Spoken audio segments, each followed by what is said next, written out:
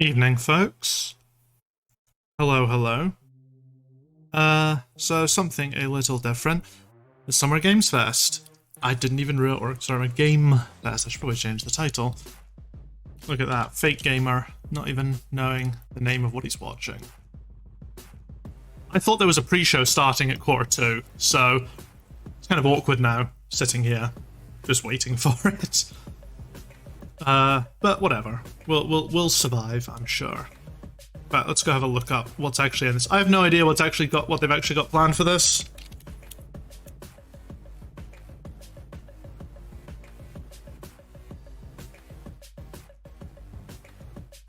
So let's see. And hello, Necropa. Again, if you're still able to see, I thank you for your sacrifice. But yeah, what have we got? What have we got? I mean, I don't think they have much, to be honest. So this is the one we're currently watching. I'm thinking I might be able to do this Xbox and Bethesda showcase and the PC gaming show on Sunday as well. So that could be fun. I feel like I should have some kind of logo down here as well. The Summer Game Fest is.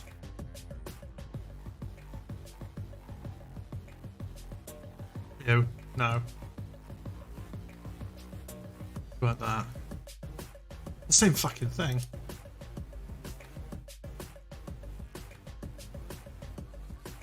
Let's see. Partners.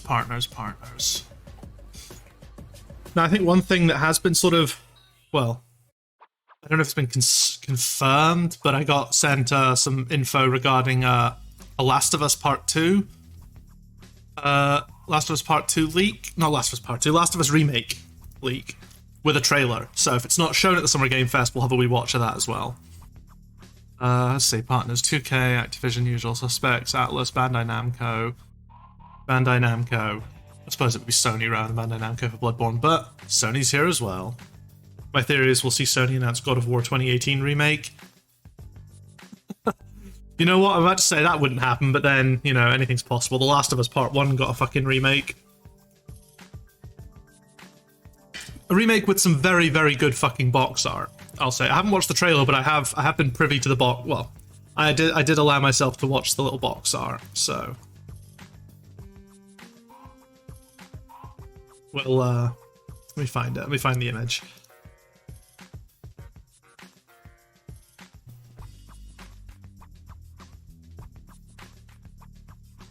There we go. Because it popped up briefly on the PlayStation Direct site. Ah. That is just the announcement trailer.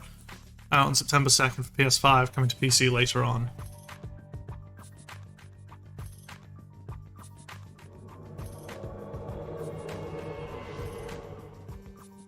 Jumpin' John has just subscribed with Prime Gaming. Thank you very much. Hey Johnny, how's it going? Thank you for tuning in, using your sub. I'm just discussing...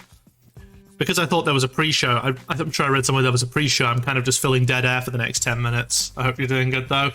I haven't looked at the trailer, but hype indeed. Enjoy your little badge and enjoy all your subscriber emotes, by the way. I was just having a look at this box art. It is fucking phenomenal.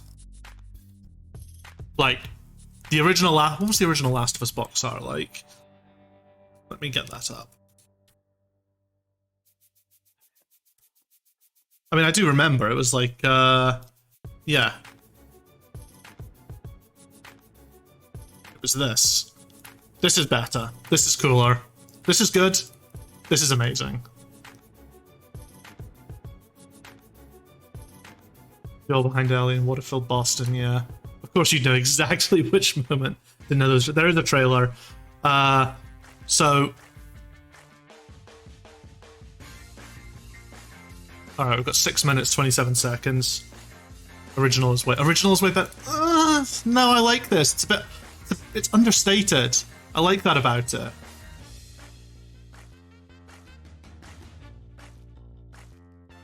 Well, I mean, the one good thing about... one thing about this poster that I always thought was interesting, or this thing, was how hard Naughty Dog had to fight to make Ellie front and center. Which I guess, you know, she kind of gets even more prominence in this one, which is kind of cool. But yeah, Miller, I'm sorry. This is better than this. Why is it being remade? I'm looking forward to it when the trailer happens, whether it happens at Summer Game Fest or, but you know what? We're just gonna chuck that in there just so we can go back to, just so it's all one tab.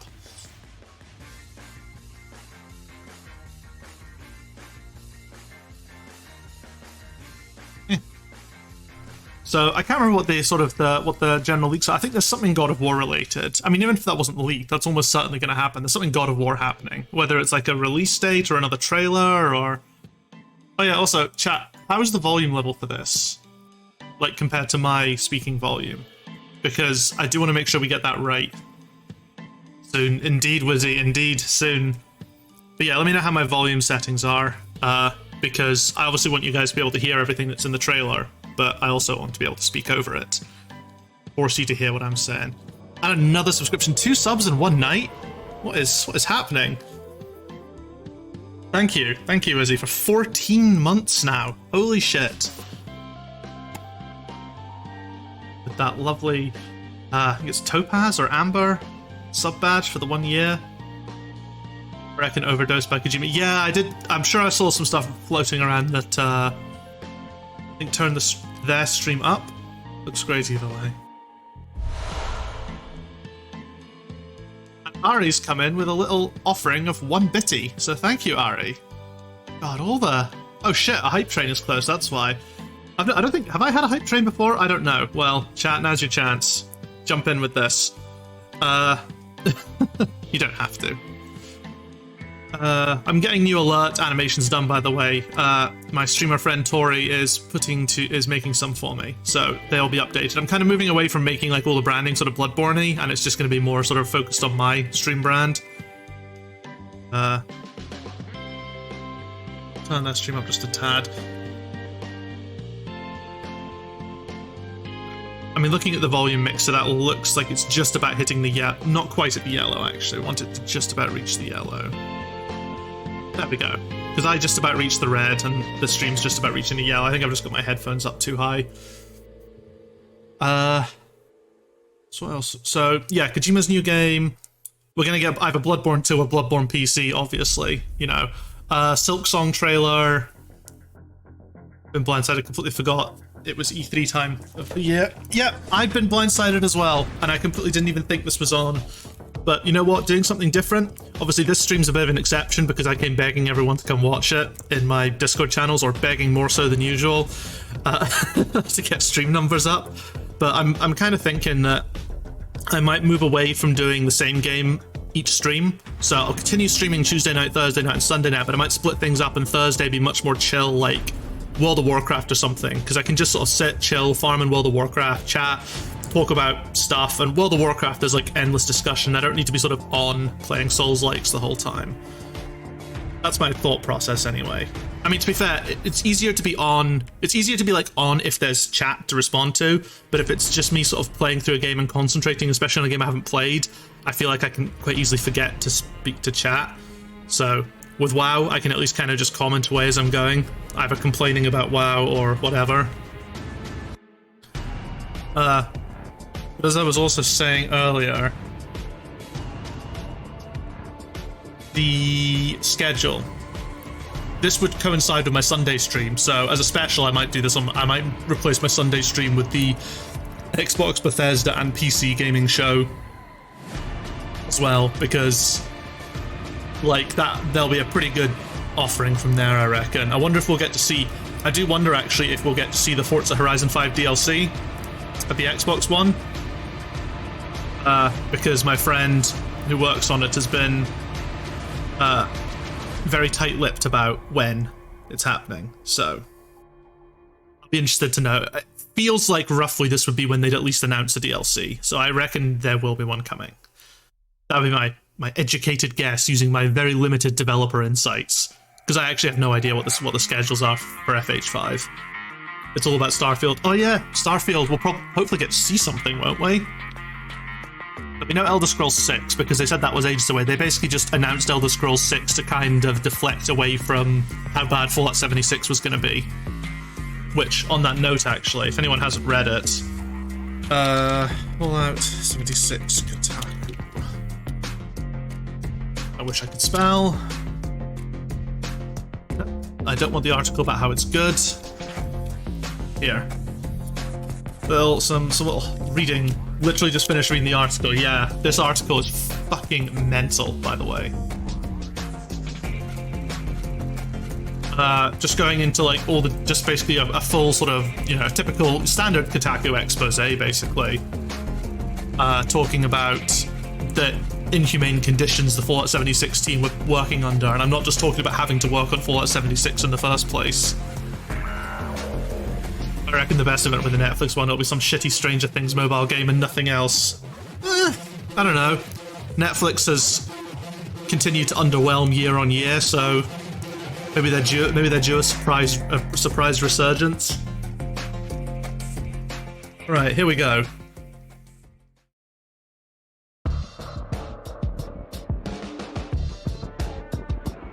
Here's your warning, chat. There may be for some of you there may be women and people of color in the games, so just as a heads up, you may wish to leave if that upsets you. Here we go.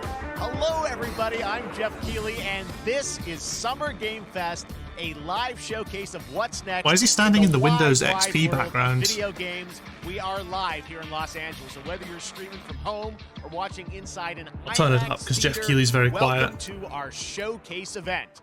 Hello, hi. We'll give you updates welcome. on the games you love. Be joined by special we are watching Summer Games Fest. And Summer yes, Game have Fest, a few sorry. Surprises along the way too. Now, what I love about this show is it's a true cross-industry showcase. Whether you play on Xbox, PC, PlayStation, Switch, or mobile, we'll have games for you. It doesn't matter your platform of choice. We're all here to come together as one community that simply loves the art of amazing video games. The biggest franchise. I do kind of like Jeff Keighley, to be fair. I think he's all right as far as industry pundits go. He's decent. We'll make room for small independent developers. But he's okay. Oh, thank you, pal. If we do this right, Song and Brody misses it. That'd be incredible. Put on your wish list. It wouldn't be, but and even if you don't get thank you, pal. I'll take a sippy. I've got some caffeine-free Diet Coke for today. But we've got a lot of great stuff. Thank you. So let's get I've also got half a box at the moment of Ferrero Rochers. Street Fighter hit arcades, and ever since, this legendary Japanese fighting game series has continued to evolve. I saw the trailer for this the other day. I'm not sure I like the art style.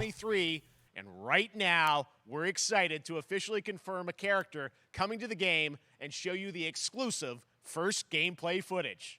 Enjoy. Didn't we see gameplay footage in the previous trailer? Or do they mean footage of this new character? Like, it's just a bit too hyper-real. Like, I like what they're going with some of the designs. Like, I like Ryu looking a bit like his master. Guile? Oh. Let's get this mission started. Oh my god. Where's the tank? Where's the green tank top?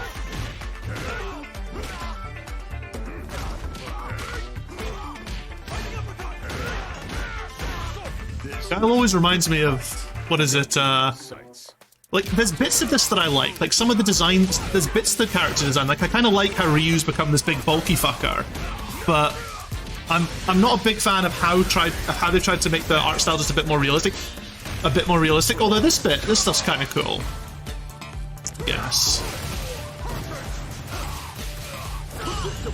Time to end this. Fire! Double! I'm just on another level. He just reminds me of, who is it? Is it Jake Busey? He reminds me of Jake Busey in Starship Troopers. That's actually who Guile reminds me of, just like a really ripped Jake Busey. Hope the next Shonen Jump crossover game gets announced. That'd honestly get me most hyped. Getting like Cowboy Bebop feels from this art cinematic scene. It's all about the comb. Yeah, it's a little bit too realistic. Just they've gone a bit too far in that direction. At Summer Game Fest, check this out. This out, chat. World premiere.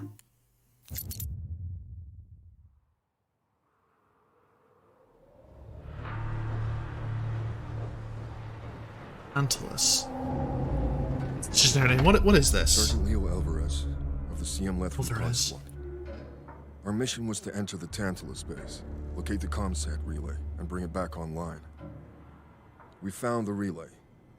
But there was a problem. Get that door closed now, Private. Was it Close that aliens? door. Yeah, it is aliens. Holy shit, okay.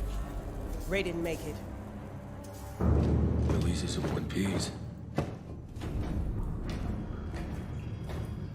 They keep trying to make Colonial Marines a Colonial Marine style game work. Hope, you know, maybe this one will be alright. Oh, this ain't good. What we found was a new kind of evil. And it found us first. Wait, what? What the? This wasn't human. Retreat! Retreat! Okay, so I got really confused there. I was like, wait a second, what are those fucking things? Go! Go! Go!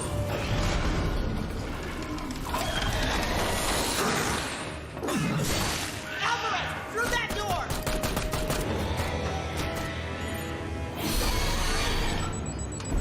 Hold that door, Sergeant! Son of a...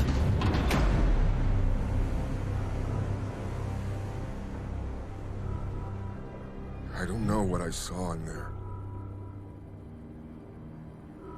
But I know when I close my eyes, I still see it. Now everyone's dead.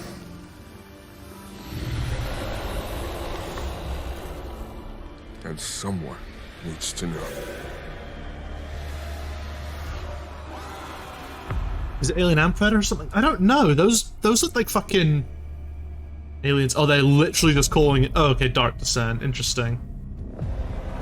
But they're trying to go with the branding. Oh wait, it's okay. Wait, have we already seen? Wasn't there like an Alien Squad-based game fairly recently? Am I getting confused? I swear that game already exists. 2023 to console and PC.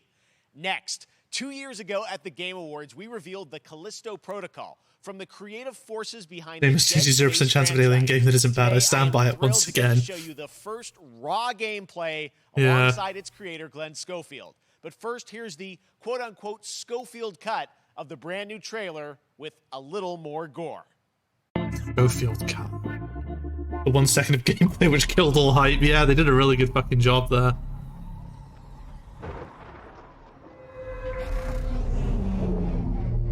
Bring on the Frostchat Studio news. I want more RTS strategy games. Here we go. This could be interesting. I am looking forward to this. The original sort of Dead Space creative director. Take a look outside. Basically making a spiritual successor to Dead Space. The dead moon. Dead. Just like you would have been if I hadn't fished you. I need to grab another drink. I've seen this trailer already. I know it's the Schofield cut. So hopefully, my my headphone cable can. That's your old life. You gotta let that go. Because your new life is entirely in my hands. I'm just trying to give you a chance at rebirth.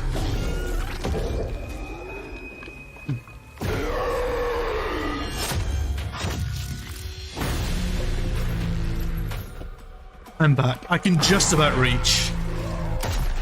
I've also got some popcorn as sustenance because I had to start this without. I didn't have time for dinner.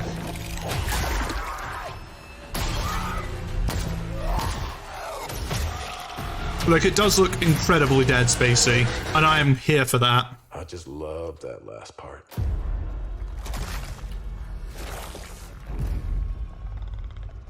Gives me chills every time. Do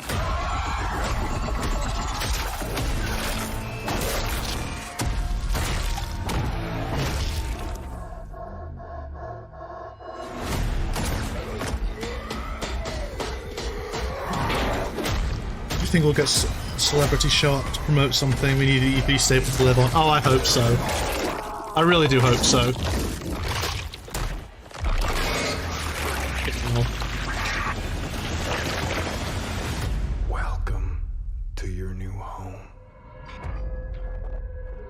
Yeah, I am looking forward to Callisto, or the Callisto Protocol, whatever it's called. Fuck it, Callisto.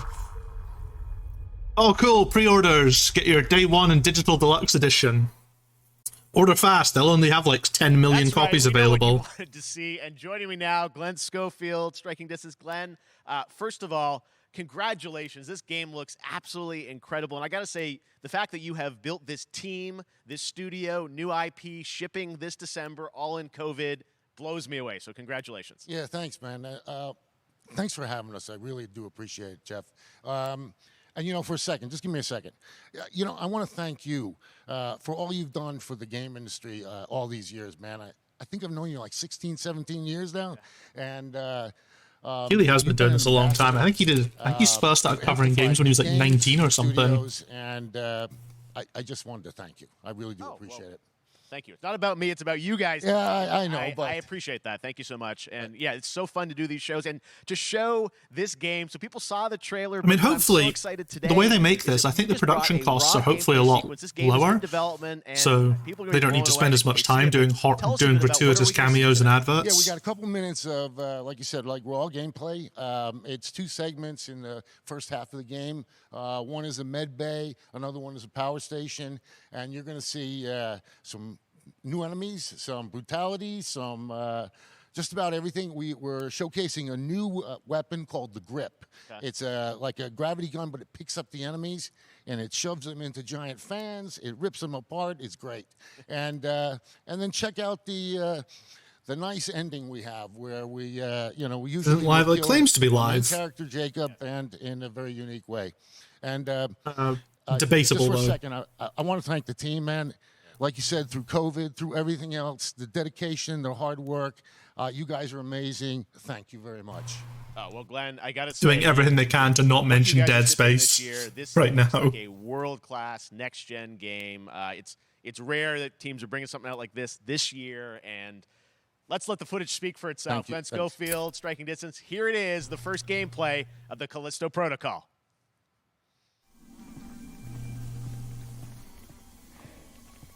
Okay, so is it going to be the first gameplay, but they've removed all the UI to make it look more cinematic? Which I don't understand as a thing. I want to know how the user interface feels as well. What's the story? Well, the Dead Space was basically fucked up. Dead Space was basically retired by EA after Dead Space 3 shit the bed a bit.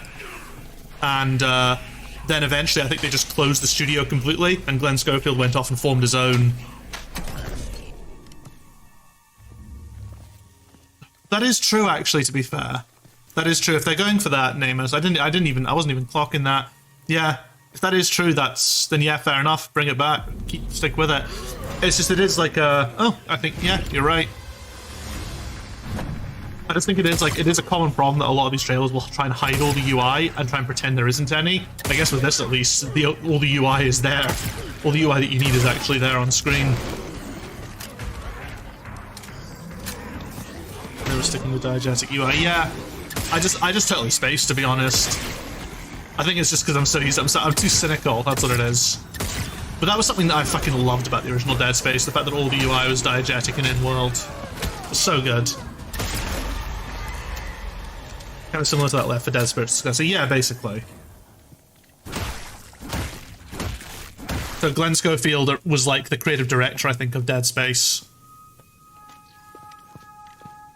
And this game just oozes Dead Space in every single possible way.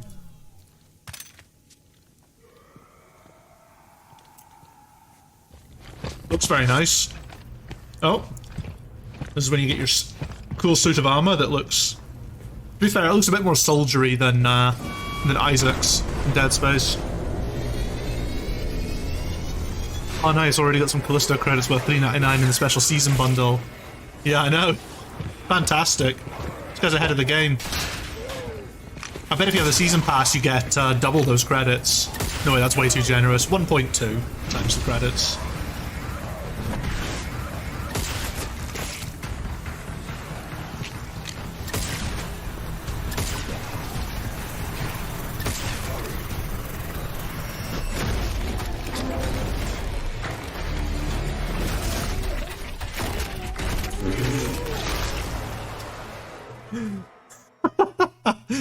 That's good. I like that. That just 10% extra happened. credits for Deluxe, All right, 15% moving extra on. for Mega Deluxe. This Yes. October, Call of Duty Modern Warfare 2 arrives. Infinity Ward is once again returning to its roots for Does a it even get modern-day plushy? action game. And today we're Are we about getting to show you PlayStation the exclusives world in here? I premiere of assume this not because of the gameplay state of play. with I a don't level know. of playthrough. Sony's one To of the tell us more, partners. let's head to the Port of Long Beach to check in with Sony like Johanna to spread Faris, their the head announcements of out a Call of bunch of, Duty. along a bunch of different events. So, oh yeah, cool. The Modern Warfare 2 remake.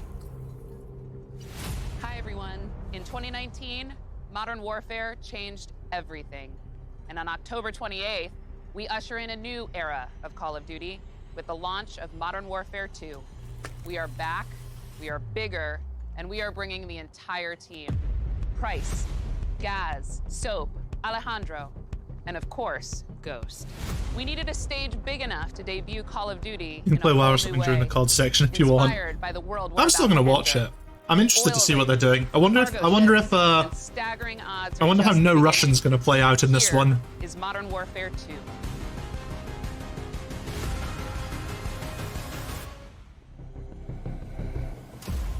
Honestly, it wouldn't surprise me if they made it worse as some kind of propaganda mission. It does kind of like some of the plot of Call of Duty Modern Warfare 2 does carry a slightly different weight, considering the current state of the world.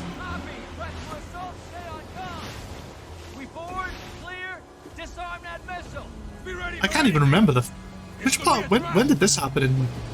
Isn't the opening of Modern Warfare 2 climbing, like, you know, you're with, it's like Soap and Roach or something climbing the, what's it called, climbing that sort of mountain. Well, then again, actually, no, there was an oil rig mission, wasn't there? All Shadows, the missile is on this platform. I want full containment.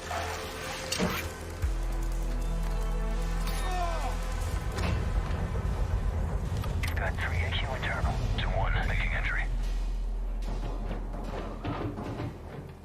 So, cut right clear through. Here's the thing. Is this game all diegetic UI, or are they just choosing not to show it? Because it makes the game look more cinematic. I don't know. Does the Call of Duty remake have any UI in it? It's just such a weird choice. I get it that the UI is probably not finished, but at the same time, it's like it's a deliberate trick to make the game look more cinematic in these things rather than actually showing an authentic version of what the game looks like. And I know obviously these are like sort of very heavily scripted to work and to be done in a certain way, like they practice and they rehearse making these gameplay videos, but it's still kind of weird. There was UI on the door, a tooltip. Can you tell how many bullets it has right now? Yeah, I mean, I did see the UI on the door. I more just mean, like, normally, doesn't Call of Duty games, don't you always have, like, your bullet count and everything down in the bottom and your grenade count and all that? UI is what changes the most during development. I mean, it can do. It really does depend. We're moving to the main deck. Even if it does change, I don't know. It's just like Roger that. that is usually there. Yeah.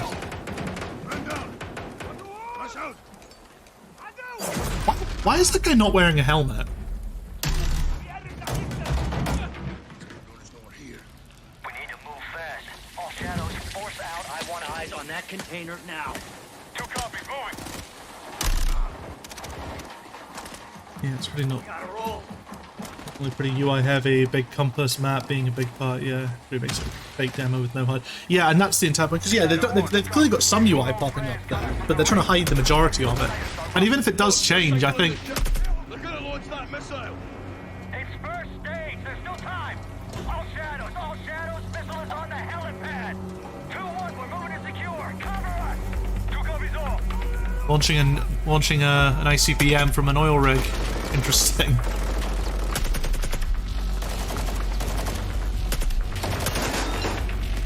Little smoke effects are clearly designed for hitting a flat ground. Yeah.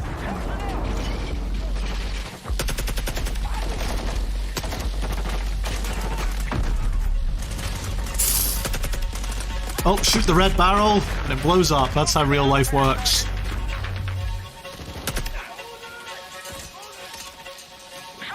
Upstairs, flank 'em.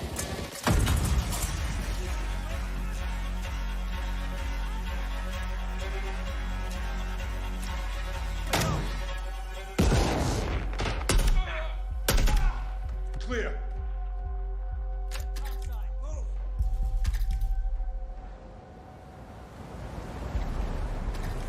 Like, it looks pretty.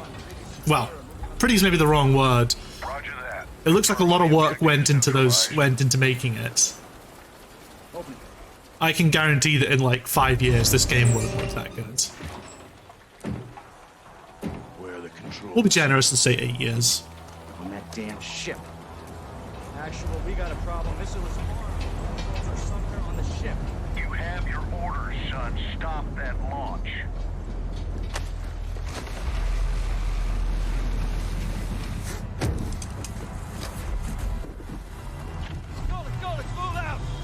On the thing about about HUD changing, I actually kind of appreciate it when games do just like show, yeah, they're still being worked on. But you know, that's me speaking as a dev. Like I do get it that for a lot of consumers they want their games to look fancy as fuck, and they want them to look like, oh wow, that looks so cool, it looks all finished and everything. And I'm like, so I kind of get it. I get it from like a business point of view. I just think it kind of sucks. I prefer to just see the reality, not the. You know, I want to just know what my actual game experience is going to look like. Yeah, it's a video game, not a movie. And unless you're doing something like Dead Space with the diegetic UI, then there's really no point in hiding it.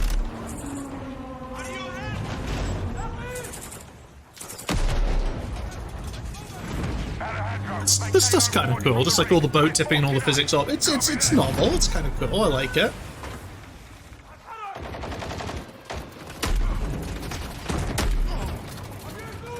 I feel like that range is a bit too like, why would you switch to the shotgun for that kind of range? Like, shotguns for like would be like corridors and room clearance, surely not.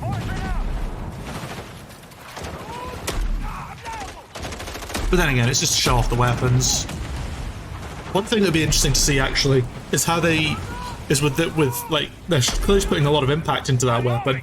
I wonder how that feels on a PS5 control with like the haptic feedback.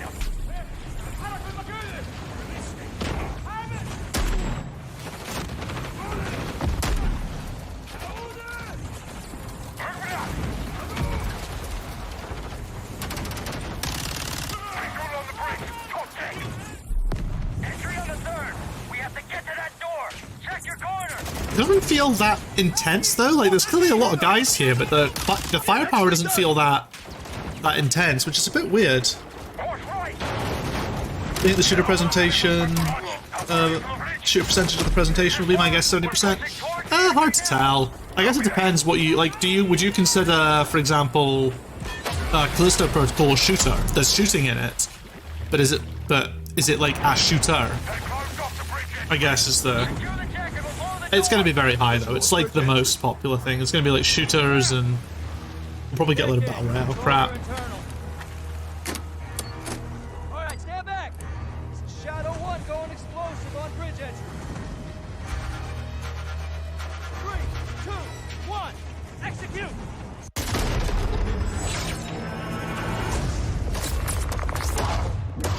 Oh, some of this stuff is familiar for sure. They didn't show no Russian. Get early access to the open beta. Early access to the open beta. Wait, isn't an open beta already like early access? That's what we're talking about. And joining us now, up from Weird. Long Beach. It was a nice cut. I'll give him that. It's great. That guy was standing too close to the door, though. Also, Jeff from Infinity Ward. So we saw the first gameplay. That's Thanks for that that. extended sequence. Looks incredible. Jeff, tell us a bit about that mission. Like, are you going to get a lot of shooters where something like a Nintendo Direct will have a lot of RPGs? Absolutely. True. So, or a lot of first of all, platformers. We're really excited to welcome back Captain John Price and Gaz Garrick. You know, they're not actually in what we just saw today. He's gonna have a they're Ferrero returning Rocher. members from 141, and then the other two characters that you may recognize from the older franchise that we're reimagining are Simon Ghost Riley and of course Soap John McTavish, and then a couple other new characters in here that we're really excited that we got to create for this game. Wouldn't it be John Soap McTavish? First, Commander Wouldn't that be Phil how you say Graves it? And Mexican Special Forces Colonel Alejandro. And Alejandro, I gotta say, it's a character we're really Also, excited I thought about. He's a guy who's Ghost super was capable considered like the guy. Ghost of He's Gaz. just Because as important as Task then again, Force I didn't play 1.1. the remake, As but far in the as original level's Modern Warfare, concerned, didn't Gaz get fucking blasted in the I gotta face shout out to at the very IW. end? Like you see him getting a fucking Desert tremendous Eagle to the skull. collaboration across all of the different. And that's why Ghost disciplines takes that you his saw. place, and Ghost Everybody coming has the same together, voice some actor and really, everything. It's kind of like it was like a motivated meme devs back in the here. day. And you Maybe saw I'm the totally wind misremembering. and the animations and the awesome sound design, and of course our new water tech, which is actually pushing the boat in different directions. It's creating a physically dynamic environment, allowing for the cover you were seeing. In certain cases, you could be behind cover. Wait, are and then they- suddenly that so cover would shift and leave you exposed. Those boat dynamics It also weren't leaves the enemy scripted; they were exposed, which based on means a war some simulation. gameplay. That's So again, I'm interesting, very if excited. true. Just can't wait that I'm so excited that we get to show. feels off. like a lot of work That's to do just for a something hint you to could where just things are script. gonna go. Johanna, tell us a bit about Call of Duty overall, Modern Warfare 2. Obviously, we're so Let's excited fucking that bang it's a curve back in this there. year. Done. We've got lots going on across Call of Duty. What can we expect from you guys this year? Yeah, we first of all, thanks for having us here. We're just so excited for October 28th. It's such a big moment, not just for Modern Warfare 2 and everything that Jeff and the team at Infinity Ward have built, but it really marks the step change, what we're calling a transformational moment for the entire franchise. You're going to see incredible rendering, incredible graphics, all the things just within the game itself, built all on one The chip. transformation of the franchise, Across a remake Warzone of a and Modern sequel. Warfare 2 going forward. Of course, there's a lot of chatter and interest about the new Warzone experience. We're affectionately calling it Warzone 2.0. There will be a standalone experience of Warzone for current existing Battle players Royale. as well. So we're going to sort of feed the entire community there. But all eyes on the 28th. And again, I think the collaboration's just been incredible. Like, Everybody's Call of so Duty just needs to sit there and be like, one, yeah, we just make Warzone evolutionary is changes to mobile our as game. well for players on the That's go. totally cool. We're on Steam, as you know. I mean, so it's just a big moment, and there's going to be a lot more to come in the months to follow. Do you think the release of Before we leave, Avengers we gotta ask Infinity a little War bit hurt or about helped their Warzone 2. I company? know we just, we're showing gameplay here on this, but can you tell us anything? There's a little bit. Why would that hurt or help their company? Yeah, when we're Am seeing I missing that from something? the community, we love when the fans can pick up some things, some chatter about maybe seeing high rise and other elements. But we will get into the details of Warzone 2.0 for sure. It will be an extension of the Modern Warfare 2 universe. So, all the more Infinity reason Ward. why we think this game, this moment, is such an important title. for Well, all that's of one us of their looking companies, one of their many ahead. And companies. like we said, we're having a bold vision around the entire future for the franchise. What is it? There was Infinity Ward, Position we're there really was excited Treyarch, All right, and there was Sledgehammer. Those were the Thanks so three much for giving us a first look at the studios gameplay. that we're usually cycling the Call of Duty titles between them. All right, well, we've got lots more Summer Game Fest still to go, and now it's time to announce a classic PC gaming franchise is coming back with a sequel over 30 years after its first release. I loved this game when I was growing up, so I'm honored to share this very first look. 30 years. What's this going to be? Mist? Give me Mist. 30 years later.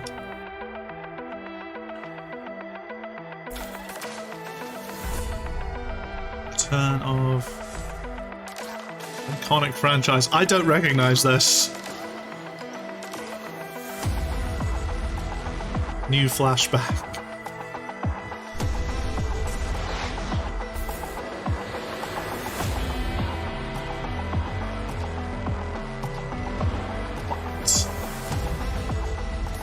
God, rubbish game. The hell? I have no idea what this is. What classic game is this?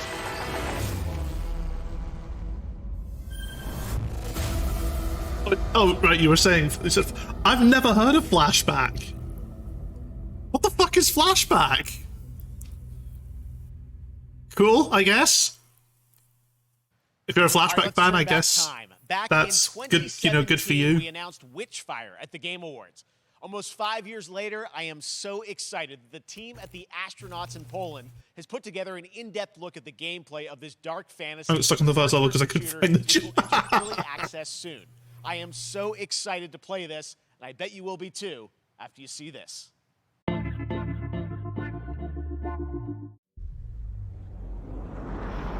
What game's this? That already looks cool. I'm a sucker for good gun animations. Gun animations and door animations, those are the two subtle things that I really like in video games. A really good door opening sequence.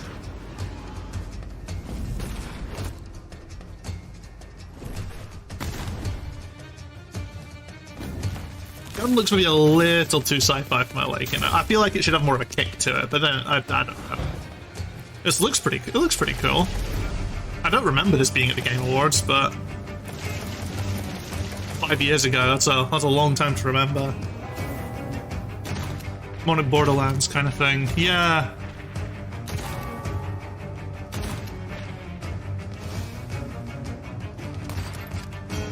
What if Doom but in Game of Thrones?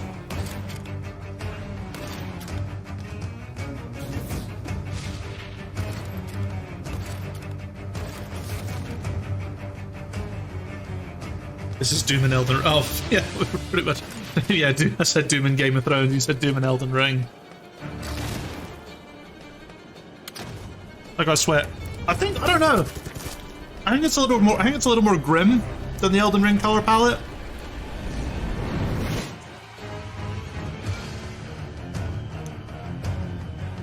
I'm trying to think what it maybe more like Dark Souls 3's color. No, maybe not. I'd say Dark Souls 1 color palette. Yeah, it seems interesting. Unreal Engine. I must admit that looks like that looks a bit like the Unreal Engine 5 tech demo as well at times. From a new independent studio in Europe, starring some very familiar names. Enjoy this world premiere new game announcement. Familiar names. Let's see. Officer Taylor, Medlog 29. Today, I can't believe what I saw.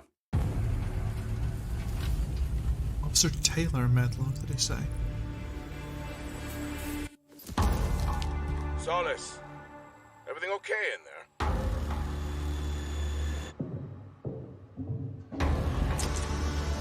I'm recognizing these voice actors, but I don't know where from. Raya 2? If it's a new studio, though, would they be working with someone else's IP? But they did say familiar names.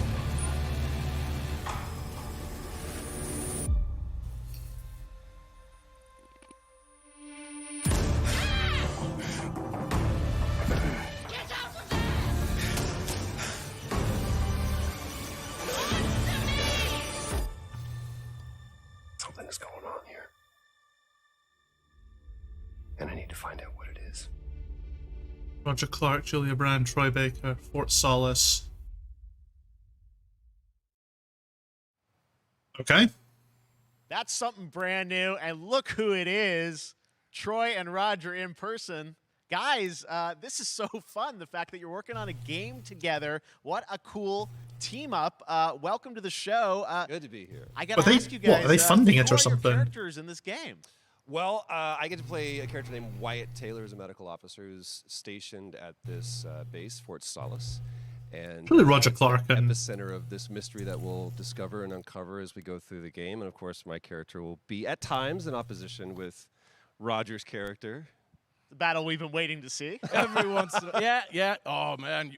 We can't wait to show you. It's only Roger Clark and Troy Baker have been in the same game. Oh no, Roger Clark's fairly new to the voice. You're in another game. I mean, it's feel like this is your first. I mean, I say fairly new. One of the first major ones for. He's only credited in 3 video games: Shell Shock 2, Back 4 Blood, and Red Dead 2. Okay, maybe not then. Martian mining post. Okay. His job is to make sure that none of the equipment breaks down while it's on their graveyard shift. The graveyard shift meaning Mars and Earth are really far apart from each other and their orbits around the sun. So help is not a simple call away. I gotta ask. I think a lot of people will see this thing and they'll probably wonder. It's a new team, right?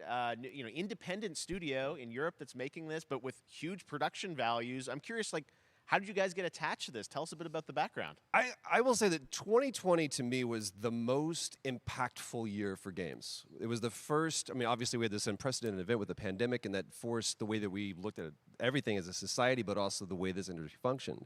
But it was also brand new consoles. Baker is a bit of a tools that were being made available that were leveling the playing field between the AAA studios and the indie studios or the AAA studios. And so, just like anybody else, we got. I wonder how much. Tinsdale, I wonder how much of. I wonder how much of the budget is going into Troy Baker's pocket. Because even if it's an independent game and he's waxing lyrical about how much he cares about this, he's not going to reduce his fees. Thriller. We want it to feel like Dead Space meets Duncan Jones Moon, and I was like, sign me up. I'm into that, absolutely. And full like performance capture. That's supposed to be Duncan yeah. Jones Moon. Absolutely. That's New sick. studio, brand new energy, and of course, I get to work with one of the best of the business. And me. I get the privilege Who's the of other getting to see this guy and watch him in action. I love to work, and I love the challenges and all the new innovations that this medium provides to performers. Space Can't wait to Cowboys. show you what we've been working on. I think it's going to knock Yeah, I your guess I've socks seen off. some of the behind the scenes and the performance capture, Unreal Engine 5. I mean, it looks absolutely phenomenal. Can you give us a hint about the gameplay? Like, what are we going to do in this game? Yeah, the verbs are always important. So we're going to let the game speak for itself. We'll be showing you more later on. But this is a game where you as the player, that you're going to be exploring. We're going to let the game speak for itself. We'll show you later, It's though. a very tight thriller. So you're moving very fast-paced through this world. There'll be multiple locations, multiple ways for you to traverse, which we're excited to show you about. And then the narrative is a huge element to this. They didn't waste any resources on the performance for sure. I got to tell one quick story, if I can. That was one of our favorite moments. He just said a lot of There nothing. was a lot of action in this game, and that was at the forefront of this. And to speak to the performance capture aspect, we brought in an incredible, I got to give him a shout out to Nathaniel, our stunt coordinator, who walked us through and really approached this in a completely different way than anything I've ever done before. And he says, I want to know the story of this fight. And Man, those so camera Roger angles and I make sat things down so and weird. said, It just panned "These are back. It looks like someone characters lit sort of are," a and he goes, fucking "Give me 1 fog hour machine and I'll in come there. back to you with the story of this fight. And after an hour, he comes to us and he goes, it was like a I feel like this would be a lot more impactful if it was one of the actual developers speaking and not the man getting paid far too much money. Halfway through it, I started tuning him out, and I was like, hey, man, I just want to let you know I've got no ego about this, but To I come can do in a lot of and- things, but I mean, voice actors are very important. I Grab don't me want to on my shit too shoulders much and on them. says, I'm not a huge fan of Troy "You will, Baker. and it's going to be I think he's a glorious." bit of a douche. And we It's did. like a dance. There was a lot of trust, and it worked out. Yeah, I mean, We're big, excited big about it, stunts. I mean, this is so cool to see. It's an independent studio doing this, teaming up with you guys. We can't wait to see more. Troy, Roger, thanks for joining us here. Happy to be here. Summer Game Thank Fest. you. All right, appreciate it very much, guys. All right, well, next up, keeping up with the space theme, it's time to world premiere a very exciting new game, which will feature a musical score by industry legend Mick Gordon. This one is going to grab you. Oh. We are so honored to debut it. Mick Gordon, let's see. I am curiosity piqued.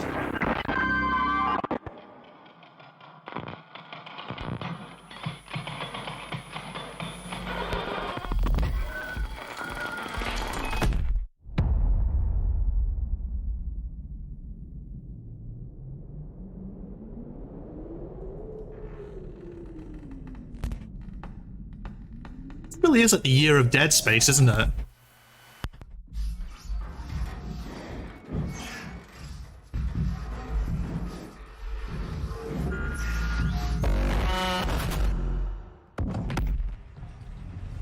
Is this how people? Is this how like development studios have been coping with the pandemic? Everything is so grim. Oh, that was a sexy gun. But yeah, it's like we've had like 3 Dead Space games now, and none of them are actually Dead Space, and we've got that in the works as well.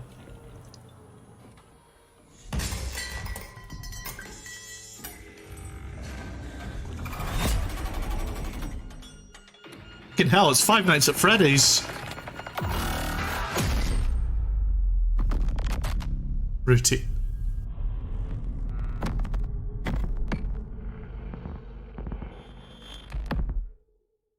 It's cool, like, but yeah, everyone seems to be trying to reconciling being alone in their house during the pandemic. Like, this is definitely fucking lockdown code in game form, and I'm here for check it. in with a very special guest who's been in his fair share of video games, including most recently Fortnite as the foundation. Dwayne Johnson, welcome to Summer Game Fest. How are you? What's up, everybody? Oh, for fuck's And what's sake, up, Jeff? Miller, you called And it. what is up to the Summer Game Fest audiences live streaming right Was now it yourself, Miller, or was- around the world and everybody inside the epic IMAX theaters. Dwayne Johnson here, coming at you from my Iron Paradise, the very hot and sweaty Was it Miller or was it? and feel like it was smelly Miller. Iron Paradise, powered by, of course, Zoa Energy, the #1 fastest Oh, for growing fuck's energy sake. drink in the game. You guys know me by a lot of nicknames: The Rock, Is that the Unreal Material sphere in the background? Uncle Handsome, sexiest man alive. Big drink energy. Always room for a cheesy joke. There's always room for the extra large cheese pizza, especially when I'm delivering, and I deliver them often. What is happening? You guys also know me as the greatest and most electrifying surprise in gaming. I'm fucking losing it. You know me as the Foundation. And I gotta tell you guys, number one, thank you so much for the crazy response of me becoming the Foundation, but also I hate video games. That, I've had such a pleasure working with Epic Games. I mean, this isn't video games, this is capitalism. We're watching capitalism right now, and it's the worst. Speaking of the future, in the future, you will also know me as Black Adam. Black Adam, as millions of you know around the world who know the Black Adam mythology, he is ruthless, he is unstoppable. And for those who don't, I always like to say a quick tutorial is... Is millions the correct unit of measurement? I feel like that... I don't know, I can't shit too much on it. Is Black Adam a Marvel's property? One of the biggest differences is Superman's weakness is magic, and Black Adam's, one of his superpowers, is magic. So you do the math. October... I'm guessing DC then. I cannot wait for you guys to see Black Adam around the world in theaters only. And you guys will finally see the hierarchy of power in the DC universe change. It has been an honor to become Black Adam, and it is a role that's in my DNA and that I was born. I thought Superman's weakness. Yeah, I thought it was kryptonite, not magic. Or is that something else? I don't know enough about the DC comic universe. Stay healthy, stay safe, stay focused, keep having fun, keep kicking ass. How many things can you shill in a single video? Because what, he's shilled Fortnite, he's shilling his film, and he's shilling his stupid energy drink. What have your powers ever given to you? Nothing but heartache. Here's Brosnan. I was a slave until I died. Then I was reborn a god. You know what, if anything's gonna get copyright claimed from the stream, it's gonna be this. Now, I kneel before no one. Also, fucking game, they pitched the previous game, Mick Gordon. We barely get any music. This world. Or you can be its savior. Guys, it's Nappa. That's up to you. Behind you! Did he just catch a rocket? He caught a rocket. All black anything, you know my press code. It looks crap.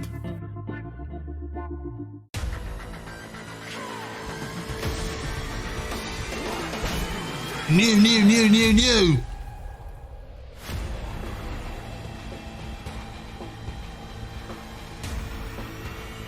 I know nothing about Outriders. We got any fans?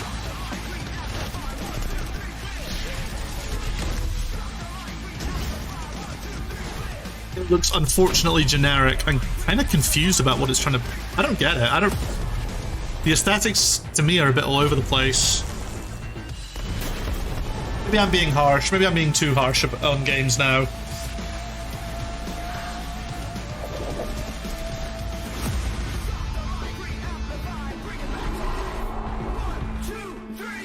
Is that right? It's the one we're playing and talking about right now, or am I thinking of the one we forgot Apathy? Namus, I haven't played any of the ones that we've talked about recently, but yes, entirely possible. Outriders probably has shown up in the group chat at some point, but I don't know if it's the one we're still playing or the one we abandoned. Well, there's new stuff, so maybe the bandwagon can start again. The unstoppable, the immovable, the unbreakable, collide.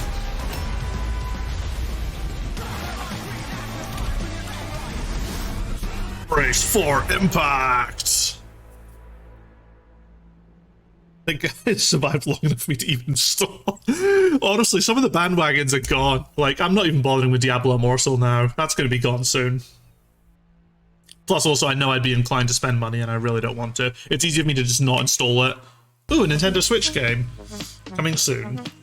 A Nintendo Switch. Splatoon 3. Oh, is this just reminding everybody about the dates? Oh yeah, the Cuphead DLC. I'll need to play that.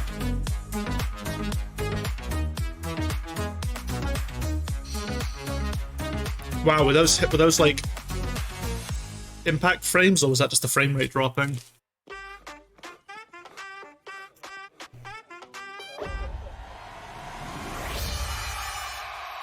Oh god, Fall Guys, free to play. Breath of the Wild 2, let's go. It's time. It's not time. You know what? Fall Guys going free to play. If it was Xenoblade 100% frame drop. That's what I thought. But I had fun when I played Fall Guys. And you know what? It'll be cool to go back when it goes free to play, so I'll be able to play it on PC with people. Because I got it on PS Plus when it came out as well, so I do already own it. But if I can play it on PC with some of my pals, that'd be good. It's a bit of fun, you know. It's some easy fun, no harm. And you've got to give credit to a team. Adding there's a level editor? I did not know that. That is very cool. And you've got to give credit to a game studio with five studios around. A game studio conglomerate with 5 different studios that managed to fool the world into thinking that they were an indie team. That's pretty impressive. That was so fun to see Courage and Ray in that Fall Guys piece, and you can play and download Fall Guys for free. See who and who? June 21st across all platforms, including Were there famous people in that video? Xbox, PC, and PlayStation. All right, back to another new game announcement. We're going to announce a brand new game and universe from a new team of legendary developers. Check this out. Legendary developers.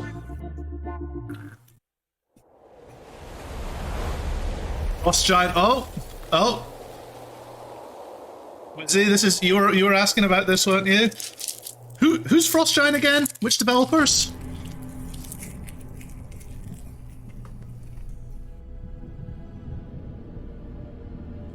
Oh shit! This is a StarCraft 2 team. Fuck. Signal's breaking up. Command, I'll do one last scan. See you soon. Over.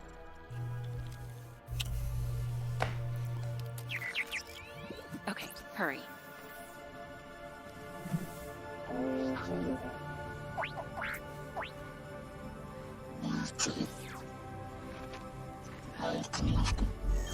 The OG team, 100% of probe. I love it. Wouldn't it be amazing if they made StarCraft Ghost? Command, I may be onto something.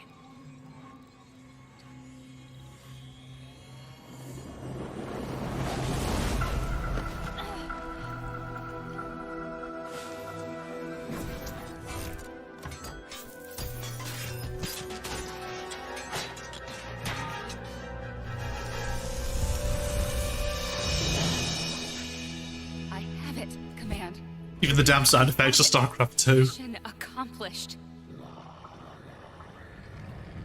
Uh-oh. Is that Diablo?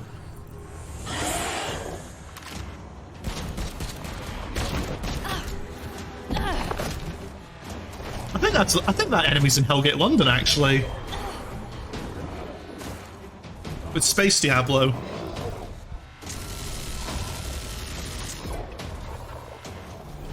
Hang tight, Doc. I've got this.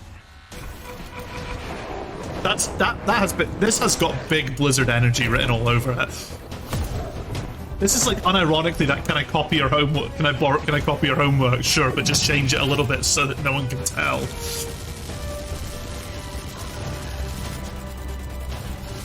So I take it Frost Giant, are they part of the...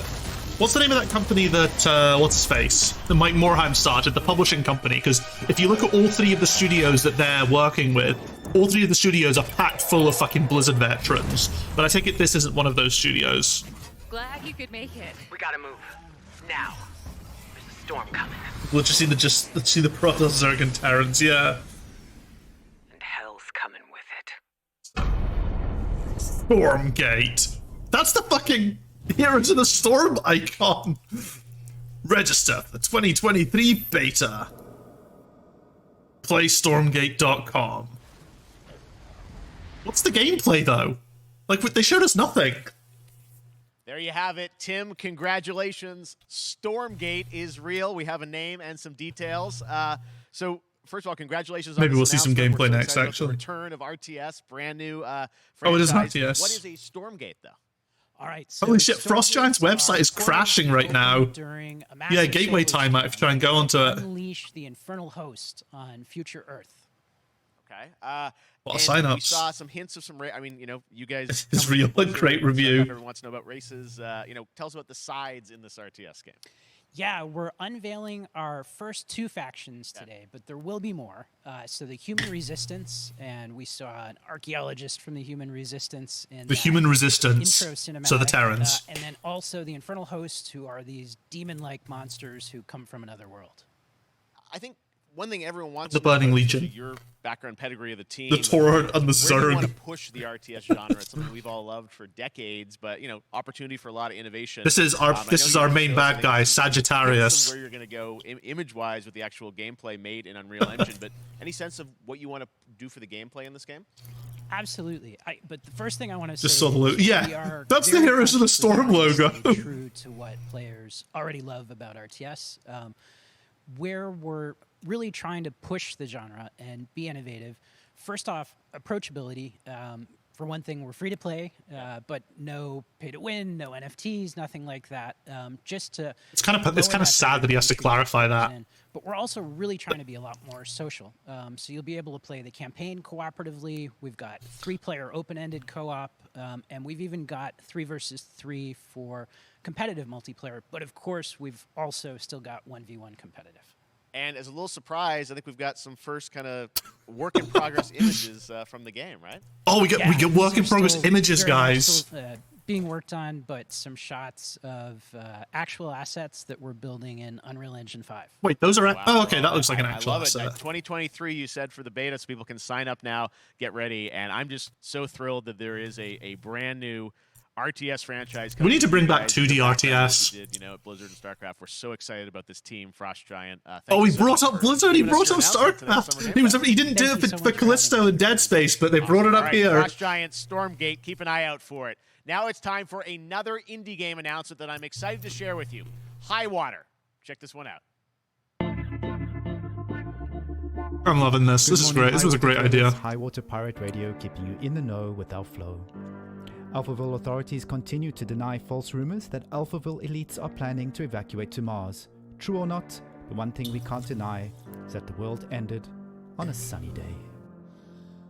This looks cute.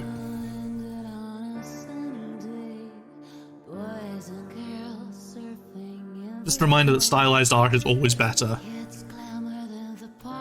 God damn it, I need to put something to bed if not.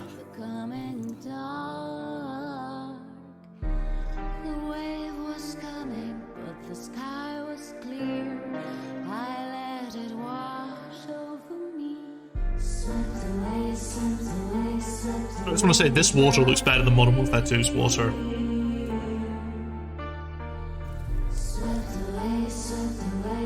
Third World Organic Alpha. Yeah, that's trying to be about.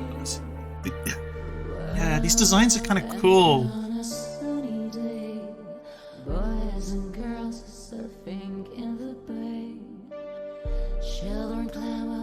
Water. Those bad guys, they look like something. They look like Tintin villains. And I'm kind of cool with that. What a breathtaking trailer. Highwater is an adventure strategy game set in a world ravaged by extreme climate change. Oh, yeah, stylized water is amazing. Around us, the conflict Boat in stimulation. is not far from anyone's mind, and it's impacted the development. No of one games, cares about water, Sam. including Just fake it and make it replacing look good. Sad Cat Studios, a Belarusian studio with devs from Belarus and Ukraine. The team had long hoped to reveal a new trailer here today, but were understandably unable to complete it in time. Guys, I just want to say we're thinking of you and all the developers impacted by the conflict, and hope to be able to share your work at a future show. All right, our next game is an official selection of the Tribeca Games Festival. It's American Arcadia, where you play Trevor, whose life is being televised with the viewing population constantly voting you up or down. When you become unpopular, you need to start running for your life. Check this out. It's like Truman Show style game?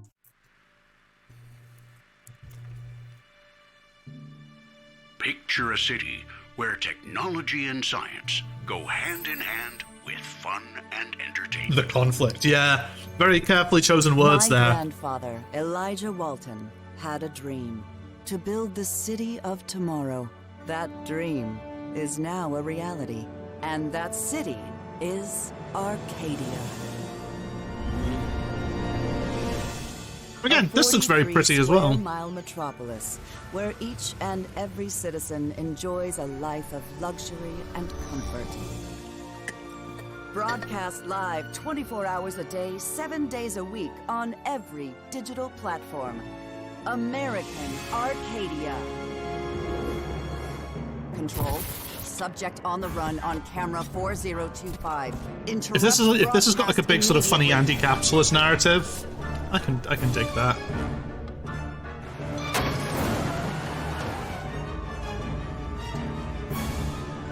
But he runs so fucking awkward. I kind of love it. We can't allow Trevor Hills to escape under any circumstances.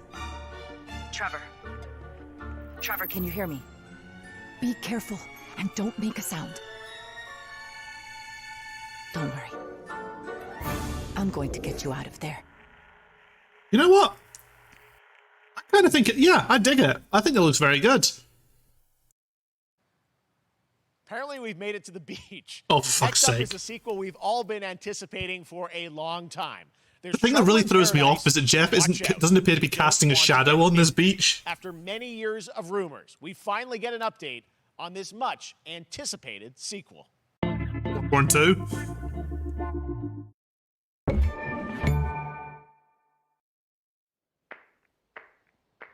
It's not Bloodborne. It's never going to be Bloodborne 2.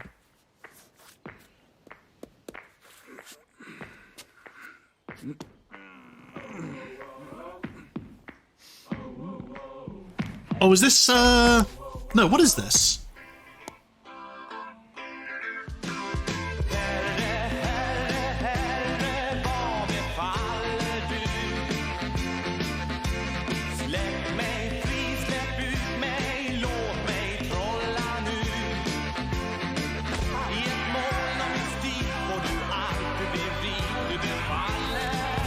Oh.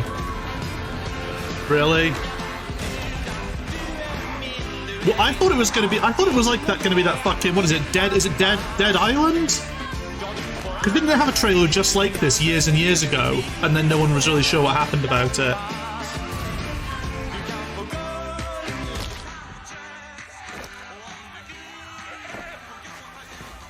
Guys, he stood in poo. Guys, it's really funny.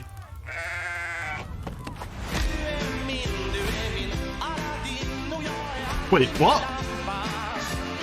Is there a Goat Sim 2? Why am I asking this? There you have it. That was Goat Simulator 3, and it's coming later this year to the Epic Games Store.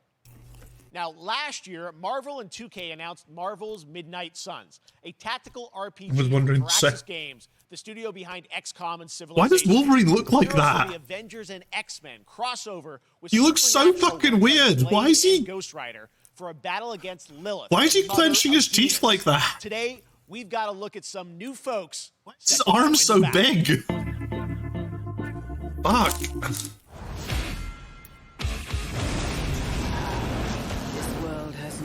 Oh, cool. Can't wait to get copyright claim for this. I'm recording this, but the stream may have to. The archive may not exist very long if I start getting claims. I need another drink. That Wolverine's on the list. Ooh, Venom. Venom looks cool.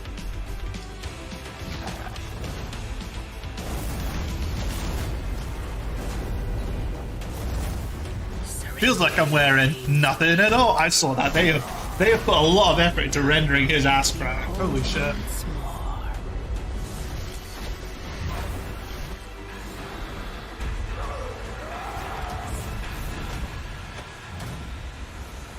There, my sweet child. Mother won't hurt you.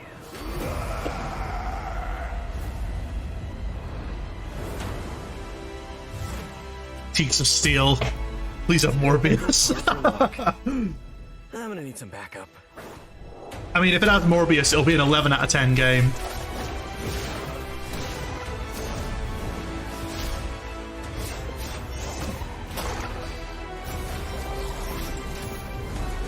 I don't know who half these characters are.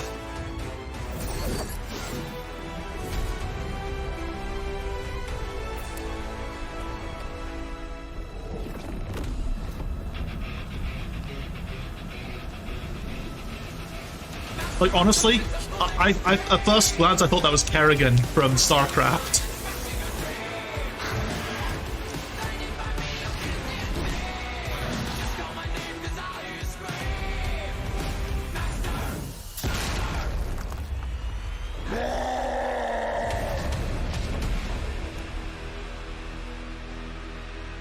Play a custom character? Maybe. Pre-order to receive the Doctor Strange Defender skin, guys. Guys. Counting on you again, old friend. 3, 2, 1. That used to always work. Well, it did that one time. No idea what this game is. No, I'm guessing it's a fighting game. And now we're moving on to the wonderful world of Cuphead, the delicious last course. And can you believe it? We're only a couple weeks away from playing the delicious last course. A couple of DLC. weeks. Nice. See how they did that for Cuphead. Joining me now is Maya Moldenhauer from Studio MDHR. So first of all, Maya, it's really coming? It's really coming June 30th on all major platforms. We are thrilled. Well, I'm so thrilled too that I think all the fans can't believe that this is here. And I've been Cuphead's very good. I suck on at the it. Steam Deck last week, and you guys gave me a copy. I can't. I think it was a bad I'm not gonna MMO. be ready for how amazing Maybe. this looks and the backgrounds and what you guys have done. I feel like you've amped up obviously the gameplay. It's difficult. Cuphead is one of the to best do looking and games expect, ever but made. The visual look, you guys have taken it even to the next level, which I didn't think was possible. Unquestionably. Yeah, we absolutely did. I couldn't pinpoint one thing that we're proud of in this because we really honed our craft, took everything to the next level from animation, the backgrounds, the music, gameplay design, and of course our new playable character, Miss Chalice. I'm very proud of her. Chalice is Yeah, fun. I don't know if it would be an MMO. MMOs are out now. It's all about battle royales. Game inside of Cuphead in many ways. That's on the first boss on the second boss. Just get back to it. You just get on the island and OG Disney without the racism. Yeah, exactly. Although there's a very good video from Sean discussing that sort of topic and about how MDHR did themselves no favors by saying that lots of challenges. they didn't even want to have a conversation about the origins of this art because it is difficult. And I wouldn't blame anyone as well from who isn't able to necessarily separate the art from the time period in which it was produced. Because yeah, back for that art style when it was originally produced, it was very fucking racist. A lot of it was used for very, very racist and heinous shit. Cuphead, the delicious last It's an course. interesting discussion to be had. And not wanting to even engage with it at all is a bit... It's a bit whatever, but Cuphead itself is really good.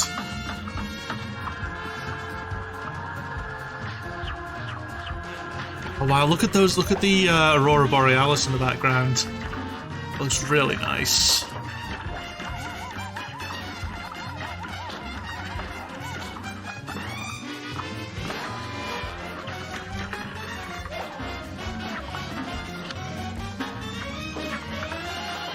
Fucking hell, they've actually got footage of someone who knows how to play the game.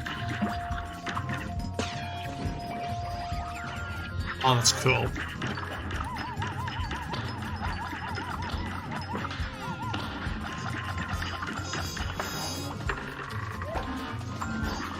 Imagine if this footage was like captured by one of like the Cuphead speedrunners or something. They gave them an early build of the game and were just like, yeah, can you record some good footage, please? It's fine, like people can like Cthulhu and ignore the homo, but yeah, but there's it's not about like it's more about not even being willing to have a discussion about that origin. I think there is like a degree where, especially when you're bringing something back for the first time from that kind of era, because like Cuphead's like one of the first games like ever with that kind of. There's more Summer Game Fest all weekend long. Coming up Oh, is that next, it done? Day of the Devs Indie Showcase. Oh yeah, it looks like it's about done. 8-bit and Double Fine, then Devolver's So marketing countdown it's to market. it's just that there is a discussion to be had, I think, Epic Game Store Showcase and it's at the 11 a.m. complete Pacific, unwillingness 2 to p.m. engage in Eastern, that discussion released at on all. I Rocket think League, is the. and the Tribeca Game Showcase. And Sunday, don't miss the Xbox and Bethesda. Okay, Game we're gonna watch The Showcase. Last of Us A leak look at then. The future of Xbox and Game Pass. Now we have some exciting news for Nintendo Switch and PC fans about Neon White, a game where you play an assassin from hell who slays demons for the chance to ascend to heaven. Doesn't Bloodborne have Lovecraft stuff? It does. There are definitely inspirations that can be taken. What I mean is Lovecraft as a Lovecraft inspirations have been around in games for fucking decades, and that's always been kind of a discussion point. It's more about the fact that Cuphead was sort of fairly new in terms of what it was doing, and it wasn't even that big a thing. It was just like a talking point that came up, and so the MDHR didn't even really want to engage in the discussion, which I think is a bit of a mistake. If you're resurrecting, effectively being the first to resurrect an art style from an era of incredibly racist art, just because you've removed the overtly racist, there's still a discussion to be had about the era of that art and the fact that certain vices or certain things from that era are still used in Cuphead, like the main characters being gamblers, like the devil punishing them for irresponsible gambling, all that kind of stuff. That's all, like, you know, it's not just the art style that's been borrowed. They ripped, like, effectively the plot line straight out of one of those racist cartoons as well. Like, the story of Cuphead and the cutscenes of Cuphead, you could literally replace the characters with a caricature of a black person, and it would be almost identical to what was being shown. In Poland. Over the past year, he's brought okay, we are still going with this. For a fast-paced action Midnight game, Fight Express. I think I've seen a trailer for this. Fight Express to life. Let's take a look. It's not about disclaimers. I'm not talking about disclaimers. Like, you get me wrong, it's literally just a discussion to be had. There are discussions that can be had about this, and I feel like the developers, especially the developers, can't just pretend that yeah, that's the case, maybe I'm wrong. But you can't, it's like, time to rise up. The developers can't just pretend that we took a story from that era wholesale and just replaced the black caricatures with a little cup man, racism's fixed. You know, there is a discussion to be had, and I think it's, you know, there's criticism that can be levied against them, or not even criticism, just like analysis, and not wanting to engage at all in that analysis. And it does have implications on that front, especially if you're the first to do it. I think the discussion, yeah, it's not that they've done something wrong, but if you bring back nostalgia from the 30s, it comes with the rest of it. Yeah, you need to be aware of that. And like with something like Lovecraft is around in... Lovecraft's around in, like, everything. It does look pretty cool. This isn't the game I was thinking of. Lovecraft exists in, like, tons of stuff. And you know what? Maybe there should be more of a desire to engage in the discussion of the fact that Lovecraft was a massive fucking homophobe and racist. Next week. I really want more playable games to get in the hands of you guys at home, and that's one of them. Check it out. Wait, Warframe's still going. Now is Megan from Digital Extremes to talk all things Warframe. Megan, how you doing? I'm so good, my fellow Canadian. Well, not press release. Like, it's, for example, there were journalists that asked them about it and about that, and they kind of waved it off, just saying, we just took the art, we left all the garbage behind. On Twitch for more than 30 minutes, this show is going to get a special Twitch drop, right? That's right. I already have seen people getting it. So I don't know. It was more. This topic I'm talking about now was more prevalent when the game was released. It's a bit less relevant now, but it just reminded. I was just reminded of it when this. Properly linked up. No, Warframe. You know, when this came up over the years, you guys have done incredible things with the game, and I know. You have TennoCon coming up. But yeah, as Namus said, like, you know, if you bring back nostalgia for an era, you try and bring back nostalgia for an era that was very steeped in very, very overt racism.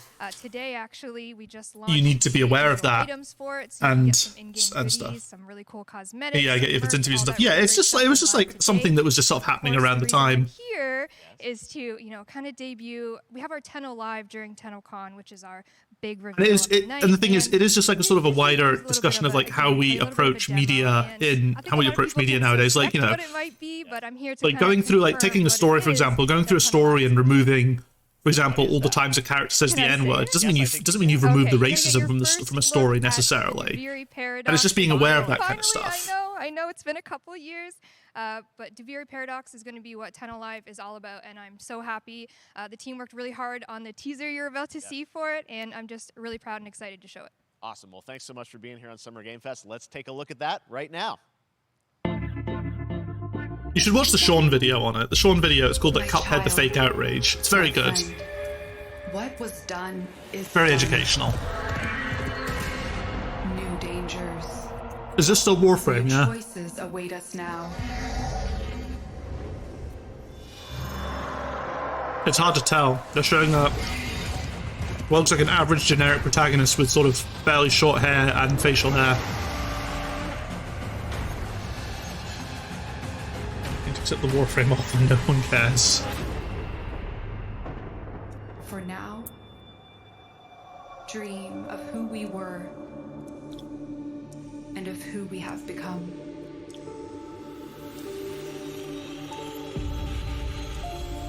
Deviri paradox.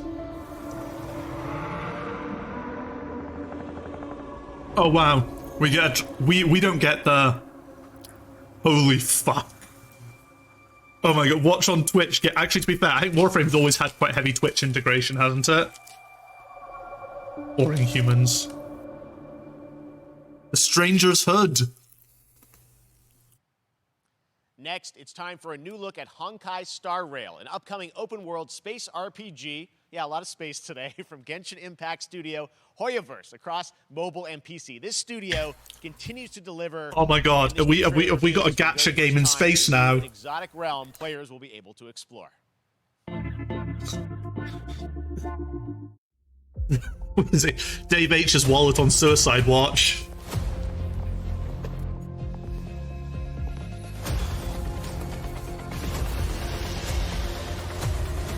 Honkai Shark. One of my friends keeps telling me I should play this, and I can't bring myself. Oh, not this. Play Genshin because it's full of anime girls. As if I'm that shallow. Who you are, why you're I like anime girls, but I like having money more. Because having money means I can spend it on getting my anime girl. Getting more artwork for her. Is this a new game? I think this is a new game. I think. and embark on unimaginable adventures. I don't know, someone could tell me this was Genshin Impact and I'd be like, yeah, okay. Remember what you feel in this moment. As long as you know in your heart where you're heading. Also, dubbed anime. Fucking terrible. This should all be in Japanese and no subtitles. That's how you premiere an anime game. That's the you I like. We've got to get Genshin for like 2 days. I've sold my home. Listen, I understand the appeal, but I also don't want to fall into gacha games because they sound horrendous. I have wine to soothe the souls of honored guests. Welcome aboard the Xianzhou Lafu. Coming soon. And that's not all from Hoyoverse. Today, I'm excited to introduce you to I think I might clone another game. Zone Zero, their next major new IP. It's a futuristic urban How many fucking IPs are these guys working on? What I've seen so far, it was announced a couple weeks ago, and it has the detail of Genshin Impact with a fast-paced action style. Here is the world premiere of a brand new look at Zenless's notable characters, armed enemies, and world. Dave besmirched dubs. There are very few dubs that are good. Let's be real. And they're all for anime that we watched when we were children.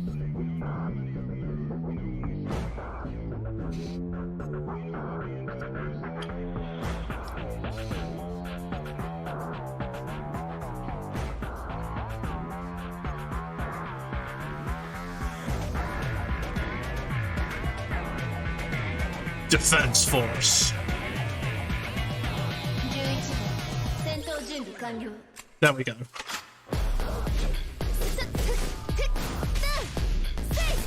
There's the Japanese voice acting.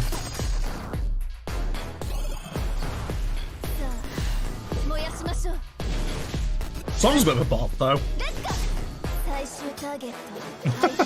Salt. The character silhouettes looked very good.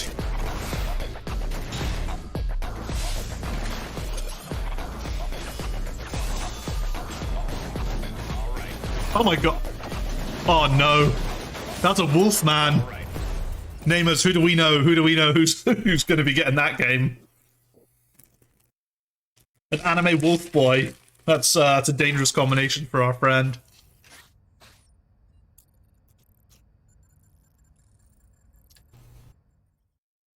Is that the UI for all the different stores for that game? One of my favorite reveals last year was Furries. TMNT Shredder's Revenge, which reminds us all of the Turtles arcade games back in the day. Well, it's nearing the end of development, and the team wanted to use SGF as a way to reveal one exciting aspect of the game. Listen, furries are a big market. Wraps until now.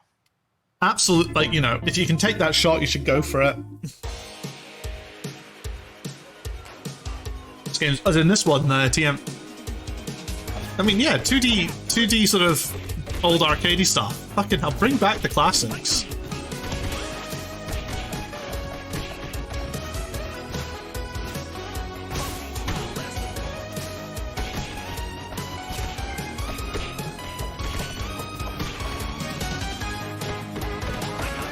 Hyperrealism's has been the suboptimal way to make games for like a decade now.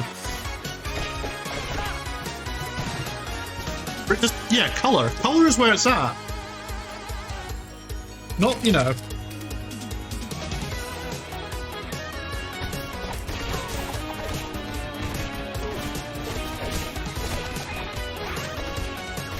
They've got 32-bit coloring games, and yet the majority of them seem to only use brown and grey.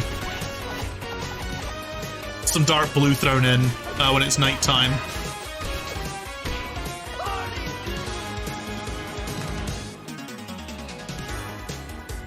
Oh, it looks so cool. The perfect color of green. 6-player, fucking chaos. June 6th. Fuck. Wait, what? Oh, wow. Okay, that's a week today.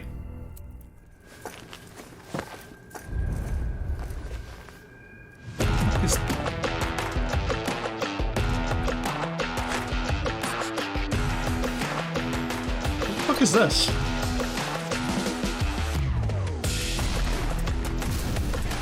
Chess 2. Oh look, it's set in the UK. That guy's British. Although I don't think, although that was a 10p coin, but it was also golden, so.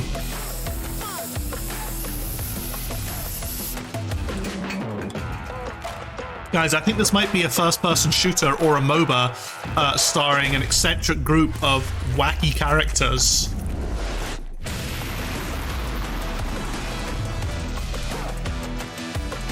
Maybe it's a battle royale as well, though. Oh, there's so many choices now about what to do with your eccentric group of wacky characters. British. Alright, bruv.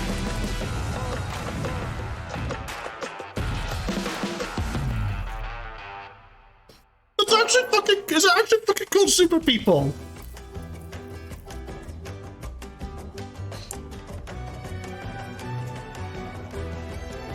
This looks cute.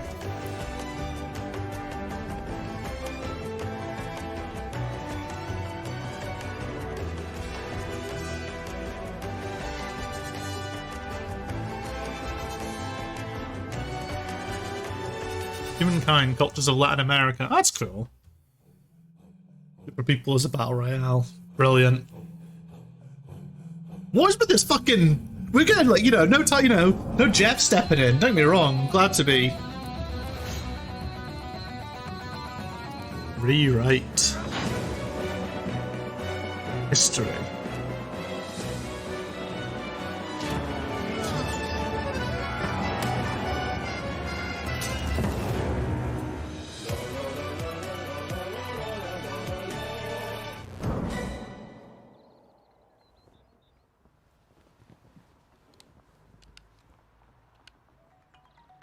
How far will you push humankind? I thought it was another game that was being shown for a second. What a weird cut.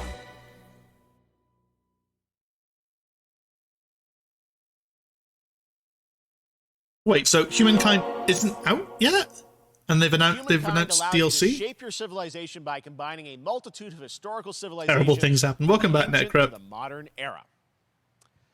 One Piece is celebrating its 25th anniversary this year, and Bandai Namco Good old is One bringing the Piece. mega popular franchise back to video games with One Piece Odyssey.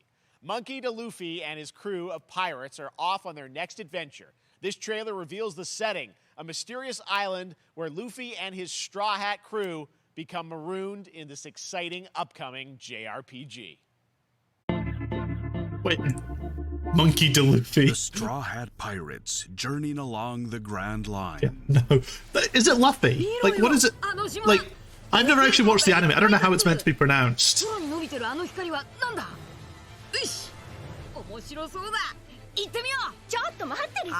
I'm not sure how I feel about this art style. Luffy. Okay, it is Luffy.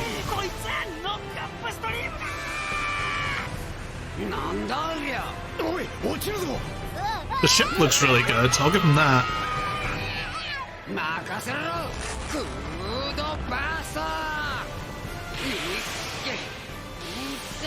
I feel like One Piece is an ideal setting actually for an RPG, considering how much of a big fucking adventure they're just on. I'm only like 70 chapters in, so I have no idea where it goes from there.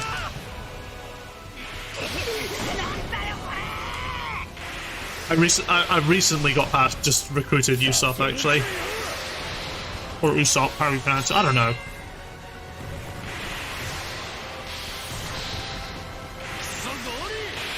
Give me Nico. No.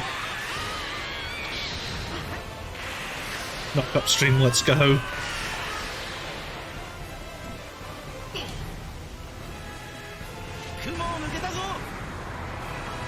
Filled with new encounters and hidden mysteries. Actual good cutscene. Unravel the adventure that awaits in an odyssey beyond imagination. One Piece Odyssey. One Piece might unironically be like a perfect IP to make like a Final Fantasy style JRPG out of. This August, Soul Hackers 2 from Atlas launches, and we've Go got One Piece, your man. I plan on reading listen all of to it the at English some voice point. cast with this quick new look.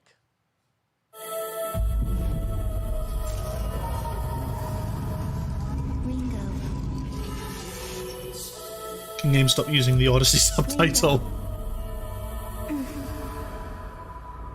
Ah, yes, what we really wanted, to see the English voice cast of a Japanese game. Our favorite thing. Setting in so many factions to join. Yeah, exactly. Honestly, it feels like the kind of world where you could make a game and you don't even play as the main characters, although maybe One Piece is a bit too tied up in that, but I don't know, could you like make a game, I don't know, almost Sea of Thieves-esque set in the One Piece universe where you just make your own pirate crew and set sail for Grand Line or whatever. Go looking for the magical One Pieces. I have no idea what that was. I don't really care. Featured across SGF events, you might be wondering how to plan for your summer gaming. Oh, it's Windows XP again. NerdWallet can help you find the smartest credit Oh, card fuck for me. your gaming purchases at nerdwallet.com. The Epic Mega Sale is going on right now. Save up to 75%. I mean, they've got to fund this somehow. With an OC additional characters would be cool. 25% off eligible products. And it wouldn't be the Mega Sale without the free games vault, featuring Maneater. Be sure to claim your copy before the sale ends on June 16th.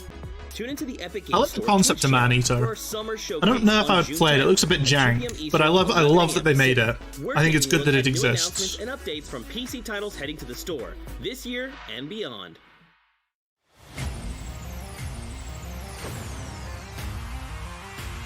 What if all your games were in one place? Is this a...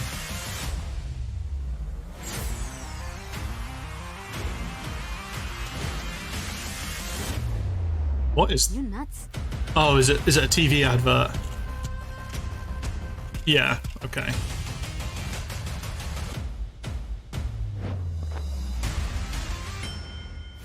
Not necessarily the worst thing on Earth, but... Except by the PC building game.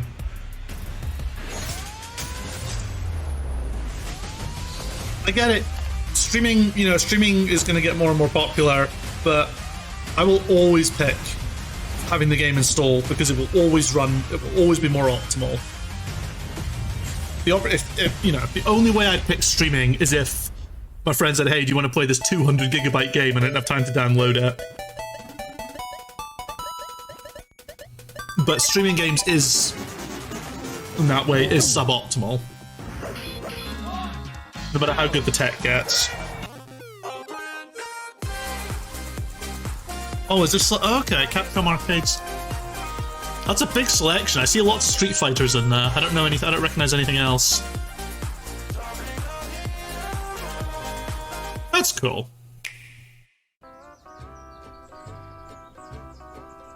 Not actual gameplay footage. Yeah, no shit. You're gonna get hit with the unexpected in Mario Strikers Battle League. In this I was actually kind of hoping that they'd go for the proper hardcore sort of, you know, comic style there. Like that. Imagine if that was the actual art style. How fucking good would that be? Mario Strikers Battle League, only on Nintendo Switch. Strikers Charge Football was very good. So.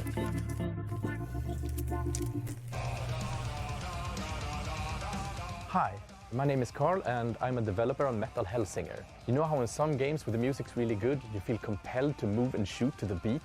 But what if you had to? In Metal, the better you are at slaying to the beat, the more intense everything gets. And we have vocal performances from legendary artists like Serge Tankian from System of a Down, so while headbanging isn't mandatory, we do recommend it. Our demo is live now on Steam, Xbox and PlayStation platforms, so go check it out and slay to the beat. Maybe I should download that at work tomorrow.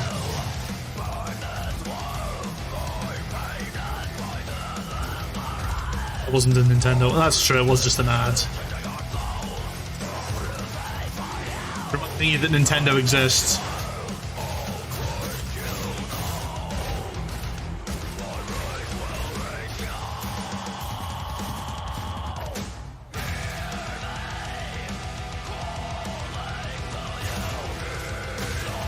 Kind of digging this, not gonna lie. Bullets per minute, but better.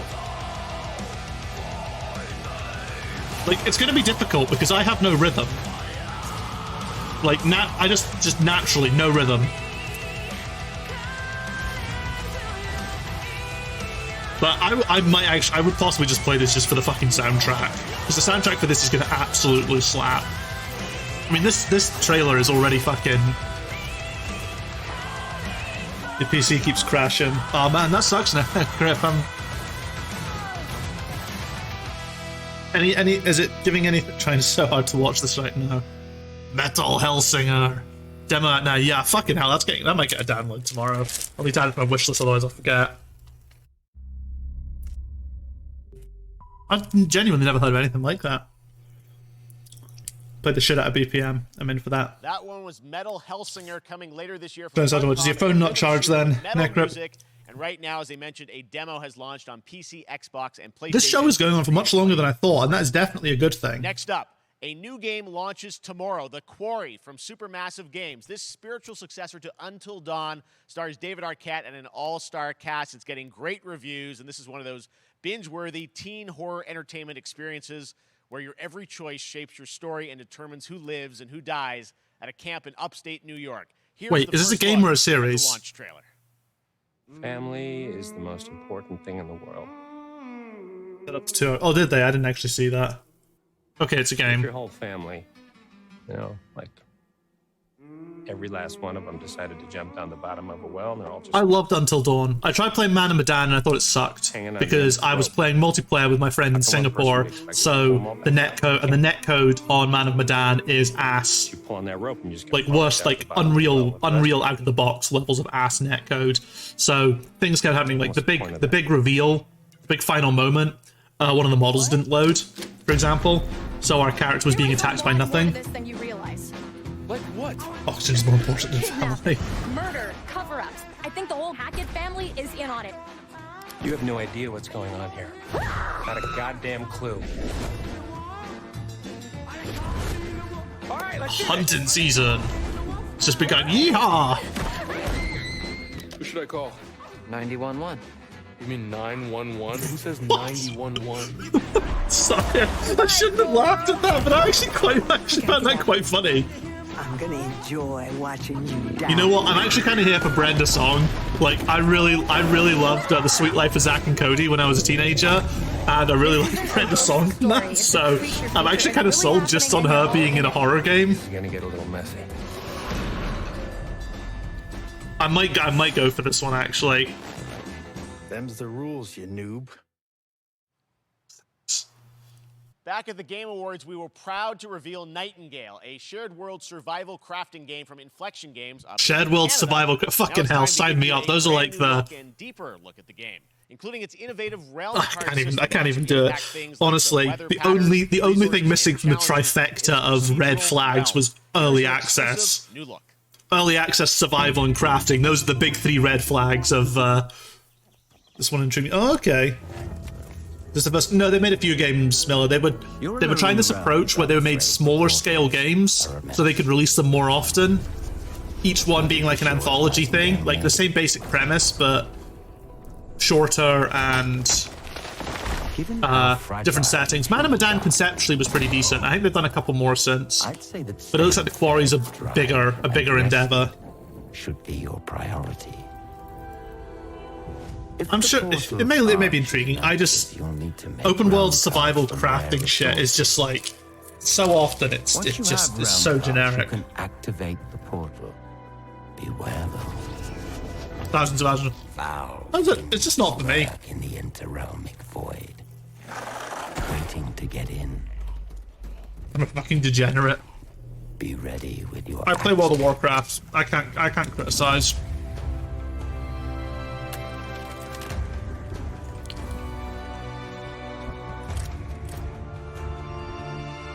I have just always found as well that these open world sort of survival crafting games, there's always this distinctive lack of polish about them. There's just, they never, like, even when they're out, I mean, like that, I mean, that looked terrible. Gosh, who plays WoW in 2022? Actually, I've been really enjoying retail, just doing my dailies. I'll probably stream a bit of my Korthia dailies after this. I'm gonna be the only person who's never touched WoW. You're still pretty young, though, to be fair. But then again, I think I was playing WoW when I was your age, Necra. When did I start playing it? During Wrath of the Lich King, so what, 15 years ago? It must have been like 15 or so when I first started playing WoW. God, Wrath of the Lich King was 15 years ago. Fuck my life. 2004 beta. You see, I couldn't play then because my dad. I had to use it would have to be my dad's credit card, and there was no way he was going to pay for that. August 23rd with the reboot of Saints Row that yeah, so I started playing about 3 months before Wrath came out. I think 3 or 4 months. Demo across PC and console, I'm nearing 20 years. I've been on and off. And since it's Saints Row, you guys are going to have a lot of fun with this one. Check it out. But you know what? Controversially, I really enjoyed Battle for Azeroth. Its systems were dog shit, but I had a lot of fun playing it. Gotta do something to capture people's attention. So what do we build next? Me. I want all the power.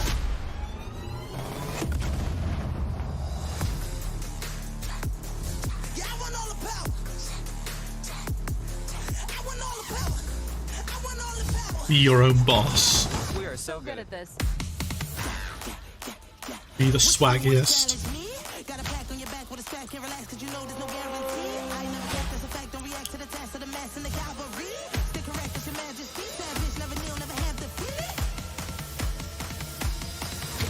Seriously, this is perfect. Dinner and a show, baby.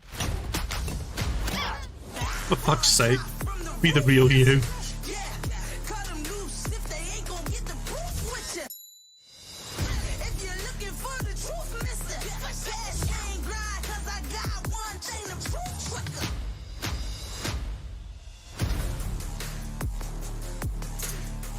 Saints Row character customizer has always been fucking wild.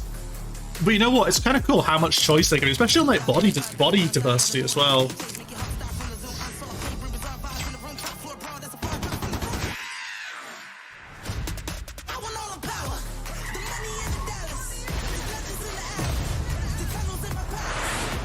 They keep saying get your boss ready, so are they going to be like...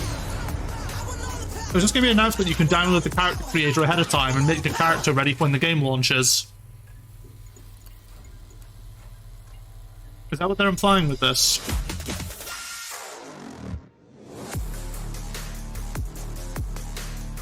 Yeah, I think that's actually what they're doing. Yeah. You can download the character creator now, which, you know what, isn't terrible.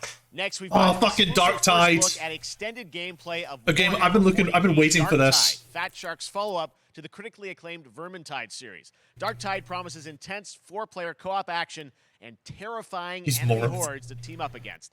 And it's out on September 13th for PC, on Steam, and exclusively on console on Xbox.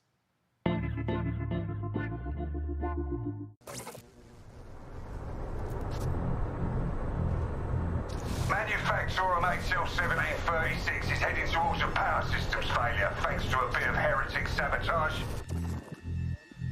So you're going to restore the coolant and... So we're not a big fan of 40k though. I do quite like 40k. I hope it's like...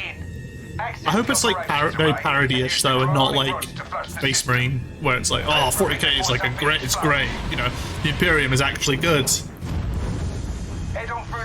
Character created the top 10 most boring parts of the game. Miller, that is a bad take.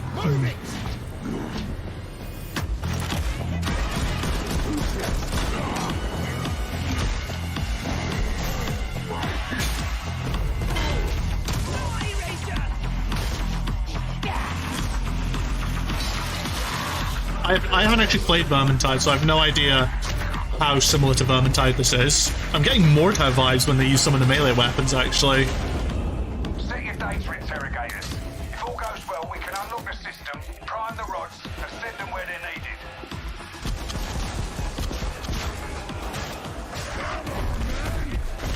Oh, that's cool. I like that.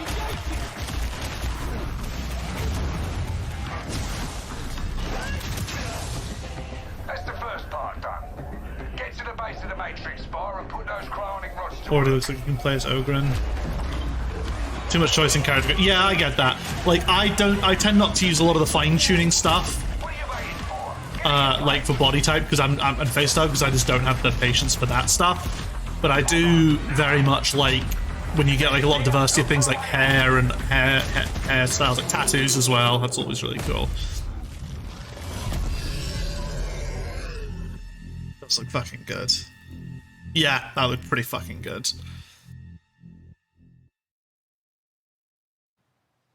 Bloober Team is known for psychological horror games like Blair Witch and The Medium. Coming in a character Today, beforehand, I'll spend more time on it. Their Yeah. latest creation made completely in Unreal Engine 5 for a visceral horror experience. It's a return Made to the completely in world Unreal of Engine Layers of 5. Fears. Like, Get a but does that dose imply that like you could make a game partly in Unreal Engine 4 and partly in 5 and just mush it together at the end? Someone once said insanity runs. I mean, I guess you could make it in 4, upgrade to 5. Or do they mean that they're using like all the tools so they don't even use stuff like Maya? Because that would be a fucking achievement. That would be an accomplishment, actually, if they didn't even use stuff like Maya or Substance or anything to develop.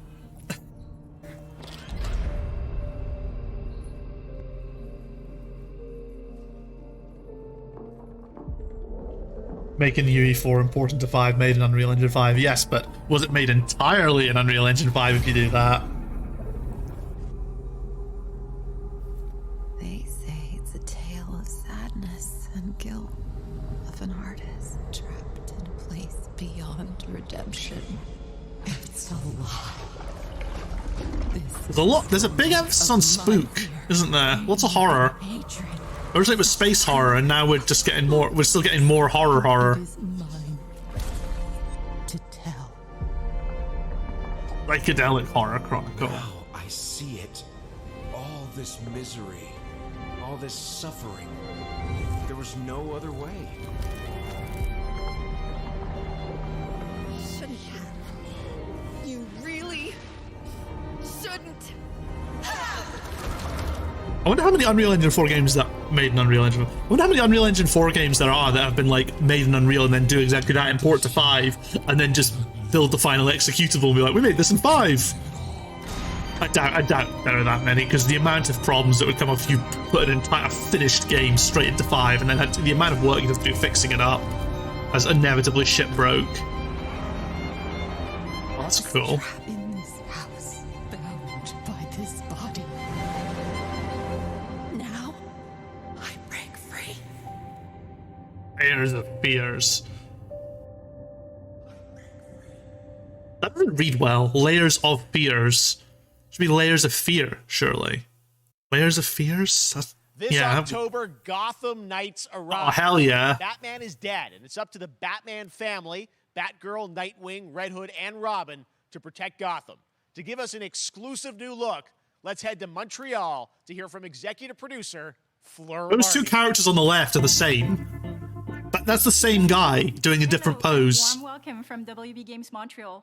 I'm Fleur Marty. I'm the executive producer on Gotham Knights. Today, we are thrilled to share more with you on one of our beloved knights, Nightwing. This showcase is the first Just in our doxing my character pals. series, and we're really looking forward to share more with you as we continue working towards our launch on October 25th. So I hope you enjoy the show and stay tuned.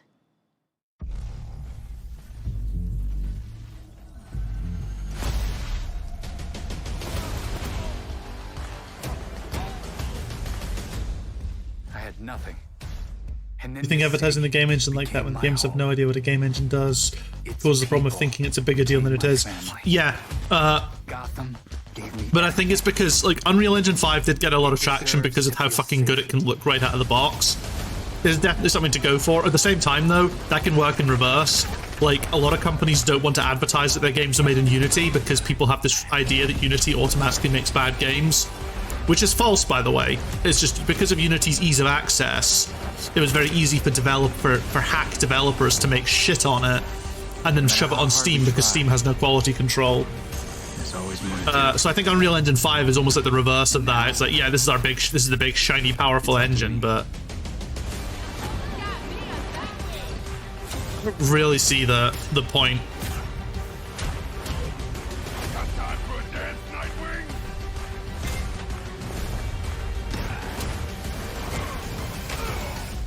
Like, it is definitely a big, heavy marketing decision. Whether there's some also whether it's also to try and like curry favor with Epic, or as part of a deal struck with Epic, who knows? I don't know. That was Gotham Knights, and now we welcome. Oh, look who it is! Neil Druckmann from Naughty Dog, co-president of Naughty Dog. Looks like we're getting that trailer. With us, Neil. It's been an I feel like film saying shot on digital in that trailer. And I think we jinxed. I mean, that does we were happen joking about sometimes. Last night, like, watch the assets will leak, and lo and behold.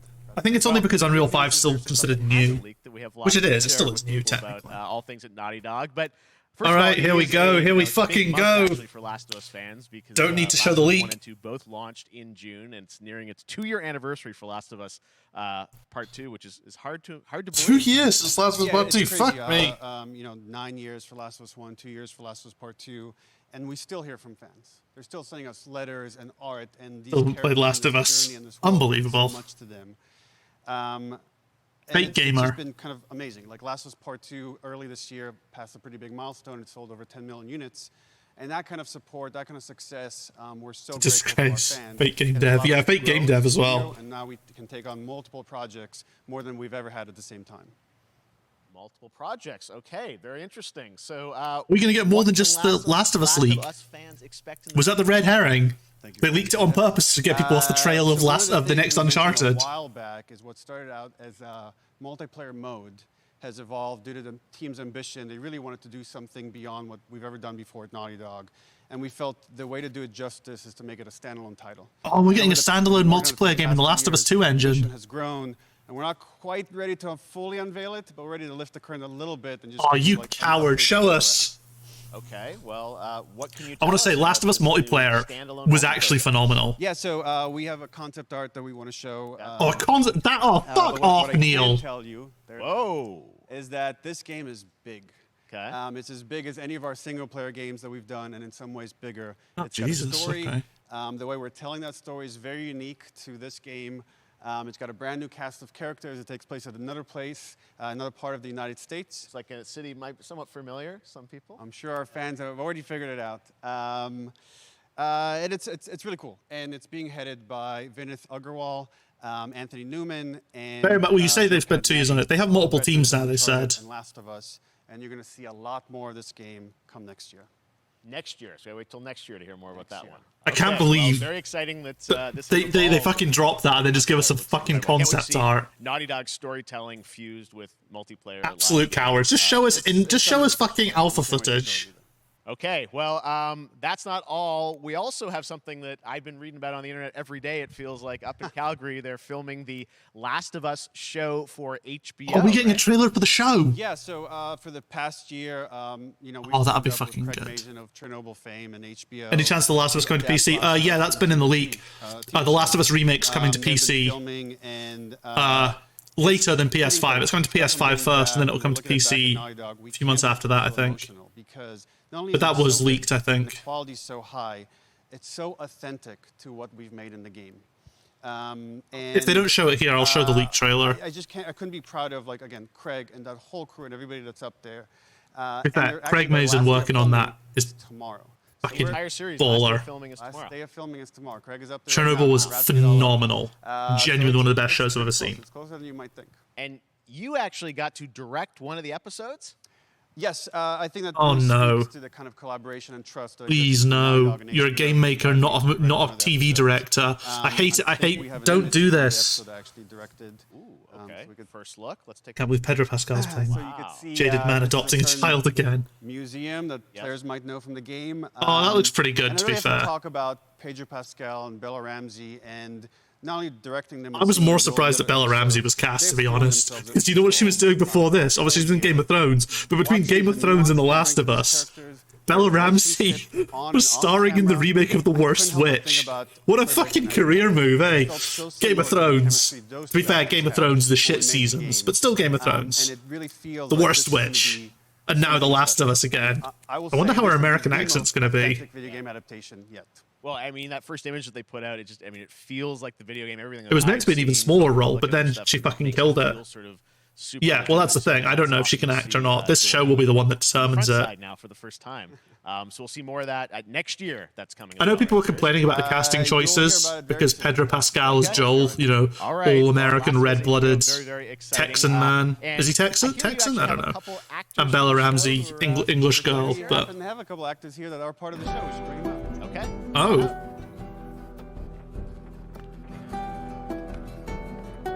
Oh, what's up, guys? Hello. Surprise. Troy's back again. Hello, I know. Ashley. Good to see you. Good to see you. I'm a little confused though. I thought maybe Pedro Bella, but Troy Ashley out here from the game, right? So when Craig and I started working on the show, almost one of our very first meetings, we Ashley's said, cool. Ashley's Troy very and cool. Ashley have to be a part of it, and we're such fans of like the talent and the You just stage walk I've ever seen. Troy, fuck off, yeah. That they become part of the show, and it wasn't. It has to be. Oh, are they going to be like fucking side characters that they add to the show? These are real roles that we're keeping under wraps for now. Real role. Okay, yeah, no, they've added more characters so that these two, so that Ashley and this chuckle fuck can get an actual role. On the internet, there's so much. Ashley's my goddamn spirit animal. animal. And I think Ashley's great. I was at the BAFTA Awards where she won like an award and gave a speech. It was fucking great. Well, keeping secrets with this franchise is kind of old hat. Like we've Except had for today. Yeah. Except for the date. It was one of the hardest things for us to do is to not let people know that, because we're so proud of it and the work that we did. We worked hard. The crew. I have to say, when I walked out on set, to be met with. I cannot wait for us to get a new actor to replace Troy Baker. Like he's in everything, and it's so annoying. Game and they all he's amazing. Spent the last 10 years playing D&D and still doesn't know the rules. Oh, she's part of Critical Role, wasn't she? And their love like a big part of Critical Role. Was one of the greatest. It was like I was coming home to friends. Yeah, I like how they said that Mario VA will have a role in the movie. The crew was amazing. Oh, Charles Martinet's going to be in the Mario movie. That's cool. They're so perfect, and we've been trying to sort of describe that feeling. Again, looking at that image, I really like the casting choices because it's like I think Joel could be. I think Pedro Pascal's great for Joel. I know people were like really pissed off because it's like, oh, we can't have so much more than that. Some non-fucking redneck white guy playing him, and it's like Pedro Pascal's fucking phenomenal. He'll kill it. I can't wait to see it. I think it is going to be. Yeah, these are the voice actors for Joel and Ellie, and the performance actors. I love the story. And it's basically been announced that they're going to have non-minor roles in the upcoming TV show. That you guys are going to be in it and undisclosed roles. I'm so fascinated how it's going to sort of Bob and weave. Like they're not going to be like background extras. They're going to have like actual roles of some sort in the show. Yes. Hopefully not big roles, because I can tell you. I could have lots of Ashley Johnson in that, and that'd be cool. But no fucking. But please, Troy Baker into the bin. Let's talk about what was on Twitter earlier today. Lots of talk about the idea, or really what's happening is it looks like you guys are remaking the original game, and this is like a ground-up remake. Is that right? That's right. We wanted to give people the definitive version of the first game Definitive that wasn't version. encumbered by any technology. Wanted to find a way to get even closer to our original vision, and we're able to do it on the PS5 and PC. And instead of talking about it, let's look at it. All right, let's take a look. Here we go, chat. Last This of is the Us one. Part I've been holding off watching the leaked video for this, so glad they're remaking the first game in game form and in TV form. Very good use of time. So why'd you leave Boston? I've been on quite the adventure, little brother. I reckon it's got something to do with that girl. It's got everything to do with that little girl.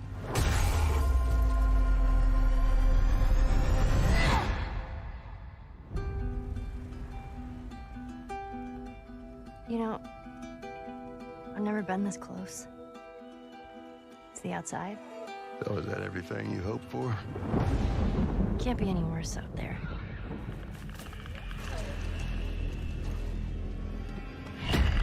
Oh, Can it?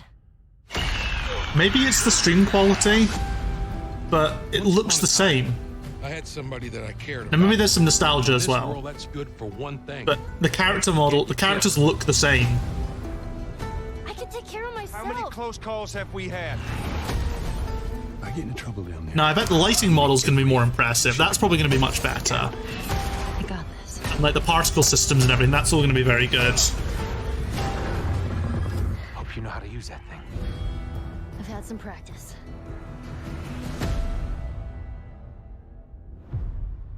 I'll buy it.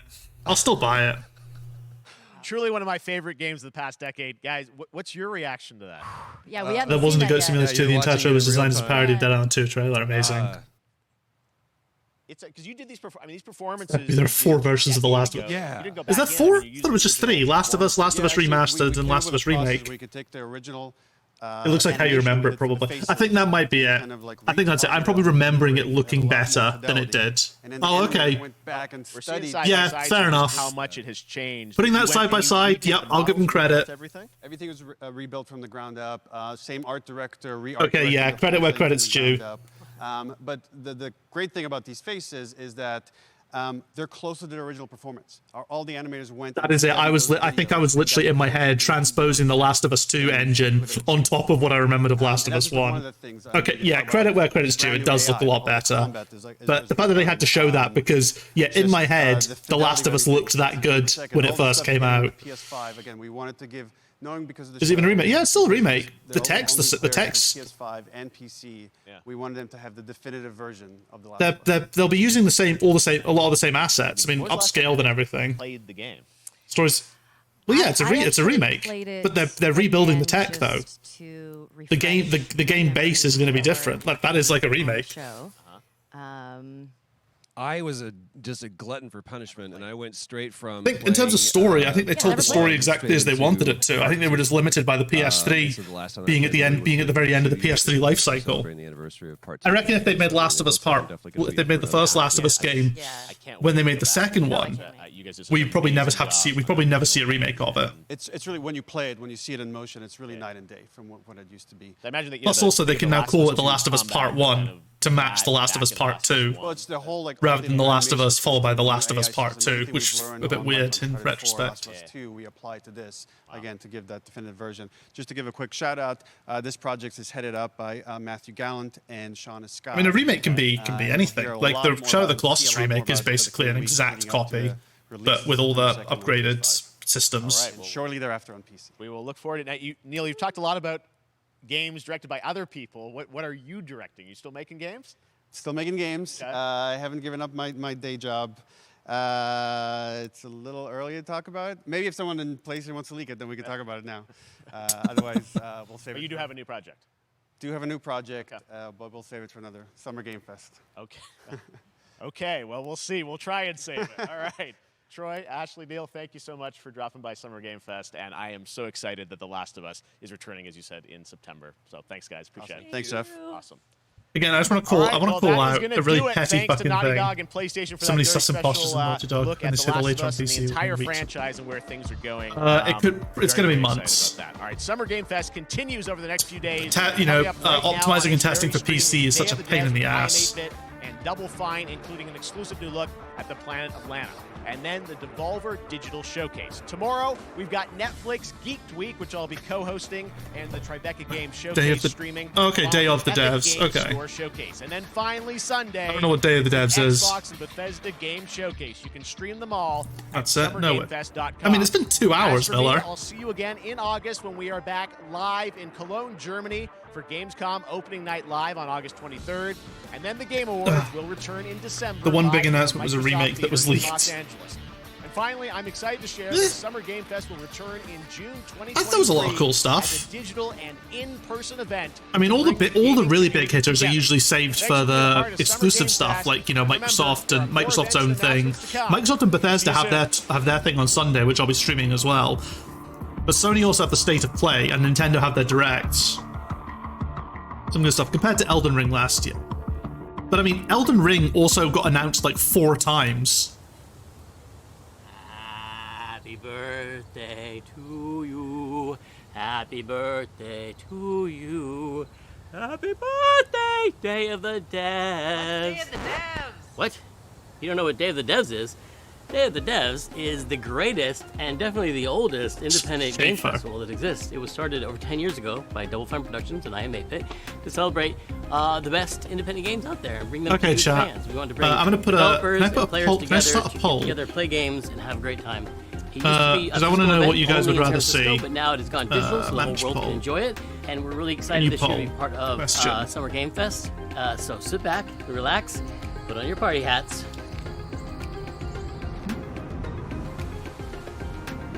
This thing? I'm supposed to put this on? That's right, everybody.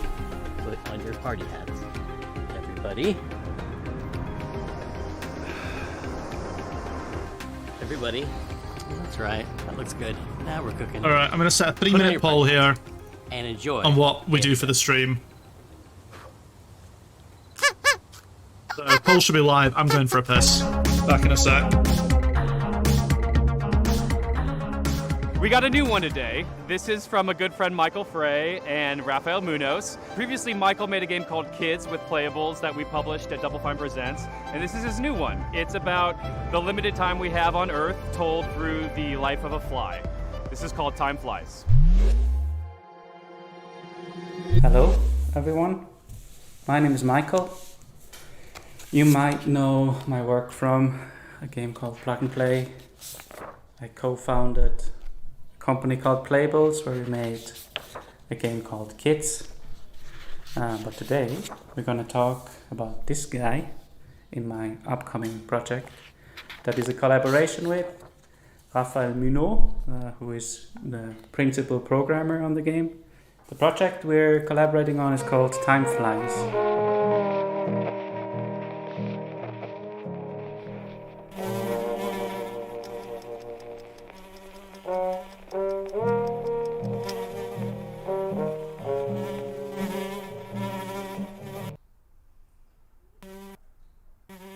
Time Flies is about our limited time in this world. In Switzerland, where I'm right now, we have a life expectancy of maybe 84 years. In the US, it's about 77 years. So you have a little bit less time to achieve the things you want in your life. Poll is 50-50, and there are at least 3 of you in chat, guys. Come on, someone break the tie. I guess there will be announcements. It's more indie focused, I guess. Which is probably still cool, to be fair. This looks a bit weird.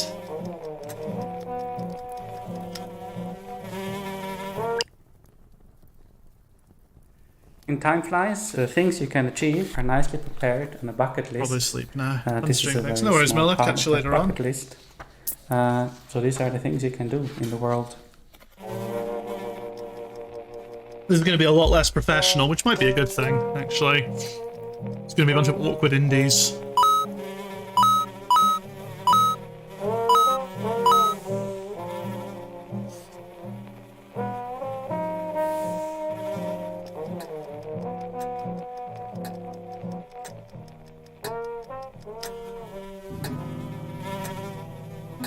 Like yeah, I was just thinking that as well. The fly has a shadow.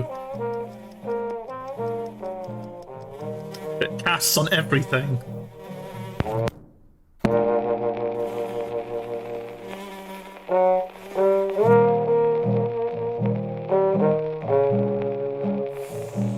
Cool, we're watching Day of the Devs. Gunter. The game is coming to PlayStation, Nintendo Switch, PC and Mac sometime next year. Please visit timeflies.buzz where you can sign up for the newsletter so you get updates. Actual extension you can get. Or you find a link to the Steam page. This is just little shit, random shit I'd throw 4 or 5 pounds at unless it gets really deep. Yeah, I think that's totally fair. Depending on how big it is, I'd say anything up to a tenner perhaps, but a tenner would be really pushing it. I think I feel like maybe $6.99 or something is possibly a good, it's also a good, maybe a good upper range.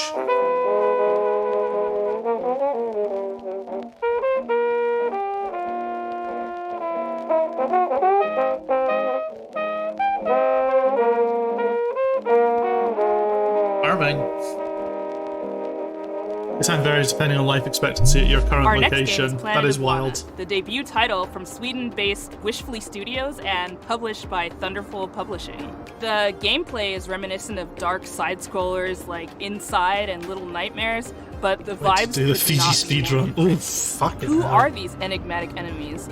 What do they want with Lana's sister? Do you reckon they'd have to patch it if Scotland went independent to change to lower the life expectancy from the UK?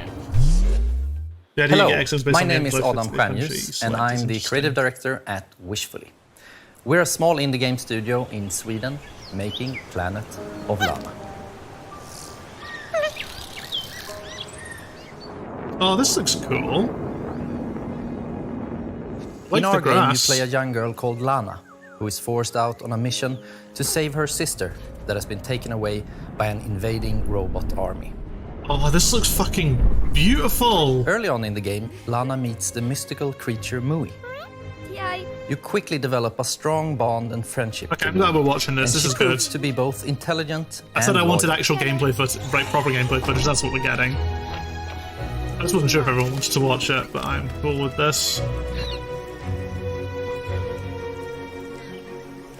Wife's getting back from work, time to watch everyone. Gonna have to catch up this tomorrow. No worries, Wizzy. See you later. Enjoy everyone. Mui also has been on things Slack that and stands she's out. Will afraid do. See you later. But being small and agile also has its advantages. For example, being able to reach places that you can't. So the art in this is so fucking nice.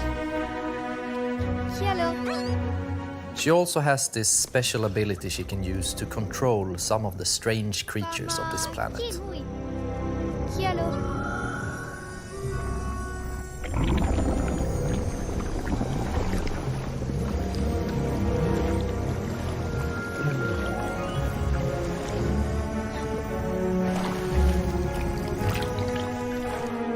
Together, you have to make it through both the harsh and beautiful environments of Novo. Past dangerous robots, through deep and cold caves, unraveling long-forgotten mysteries that all lead to your destined future. Yeah, I'm vibing with this game big time, chat. Looks very cool.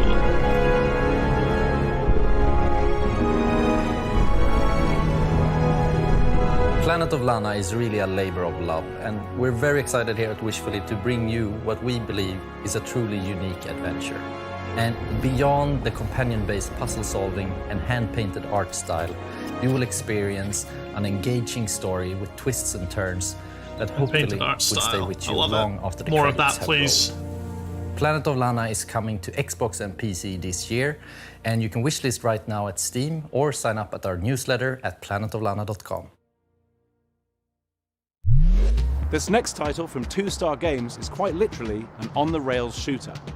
You and your little That's an yellow train unfortunate with its surname. mounted machine gun and exquisite collection of bobbleheads will face off against a demonic, clown-faced train who is hell-bent on devouring human flesh. This is Choo Choo Charles. Hey, I'm Gavin. I'm the solo developer behind 2 Star Games, and I'm currently making Choo Choo Charles. Choo Charles, let's see what this is about then. Oh, fucking hell.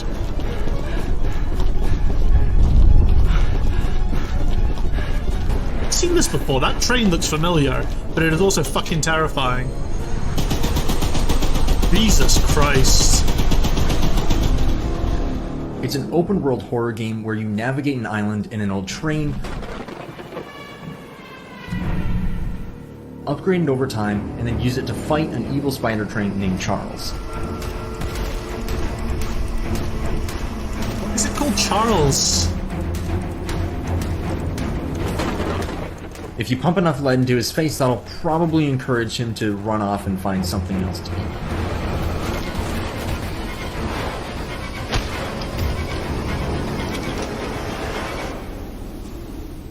You have one goal above all else, and that's to summon Charles to a 1v1 and fight him to the death. To do that, you'll need to explore the open world, survival looting games, abandoned but areas and I completing kind of missions vibe for the with this. locals to gain powerful new weapons and scraps that you can use to upgrade your train's speed, armor, and damage. This looks really good, to be honest, yeah. Like, you know, it's a survival game, but it has like it has an overall goal. And venture out on foot. The fact that it's like proper like horror-y in terms of its approach, This is where rather things get than really dangerous. just with putting some Charles weird constantly creatures. roaming around looking for his next meal, and camps of shotgun-wielding cultists looking Oh for no, someone we've to got feed we've to got him. we've got the cultists as well. Can you get Charles to eat the cultists? If you can't, bad game design.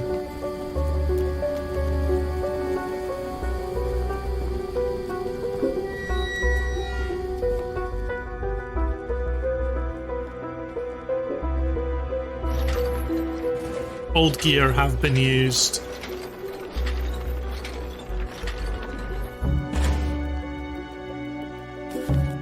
After collecting 3 heavily guarded gems from abandoned mines around the island, you'll place the gems on one of the shrines, angering Charles and drawing him to your location. Why does Charles get angered by a gem from a mine? This erratic camera movement is kind of doing my head in a little bit. Fucking hell, that is. Listen, I understand you're making it's more organic this way, but bloody hell, you don't need so much shaky cam. Best be careful out there, because it might be unwise to wander too far from your train. Turn your mouse sensitivity If you down, do encounter man. Charles while you're roaming around, it doesn't matter what you do now, because you have truly angered the beast, and you'll either escape with your life or see it flash before your eyes.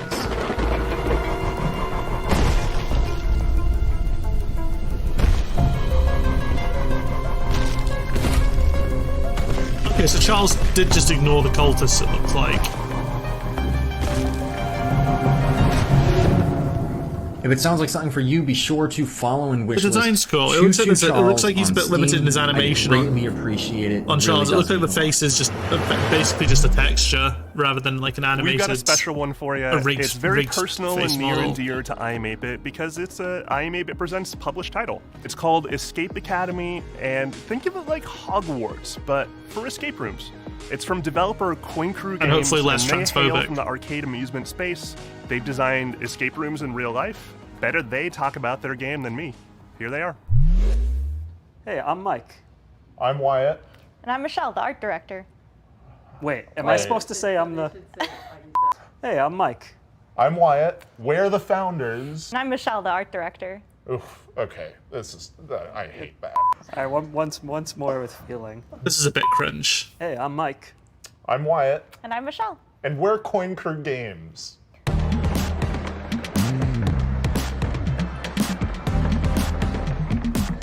This is When Coin Crew interesting. Games was founded, we were actually building real-world escape rooms and arcade machines, but when the pandemic hit, we needed to pivot.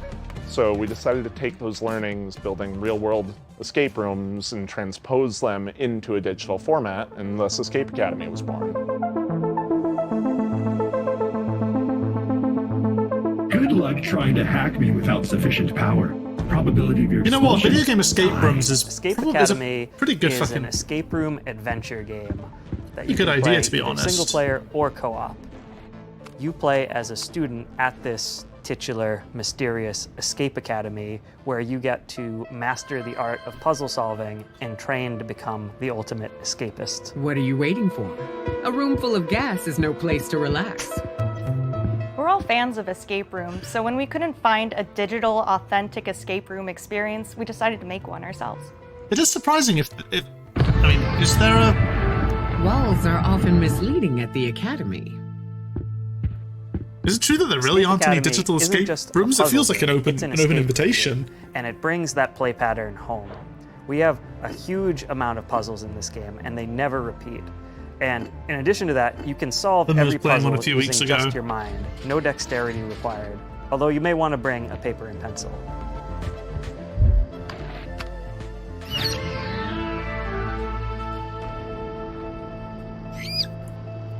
The academic theming gave us the leverage to create a wide variety of rooms that support the narrative and put players in situations they would never find themselves in. Or maybe real there's life something about escape real escape rooms they feel they capture better. Yeah, maybe. I've only done an escape room once. I've only done one escape room, so I can't When we were designing comment the on what a game, real... it was really helpful to have the experience of both playing a lot of escape rooms and designing real-world escape rooms as sort of a design anchor to buoy us to. I did not anticipate the rodent assisting you. Bad turmeric. Sadly, that rat will be no help in bypassing my lasers. We really took our time to create an eclectic cast of students and faculty members that help guide you throughout the Those character academic designs are journey cool. of Escape Academy.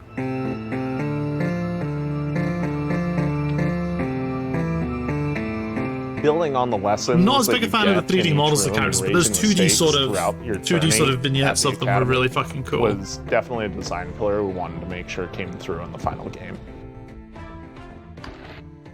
I am not feeling so well. Analysis.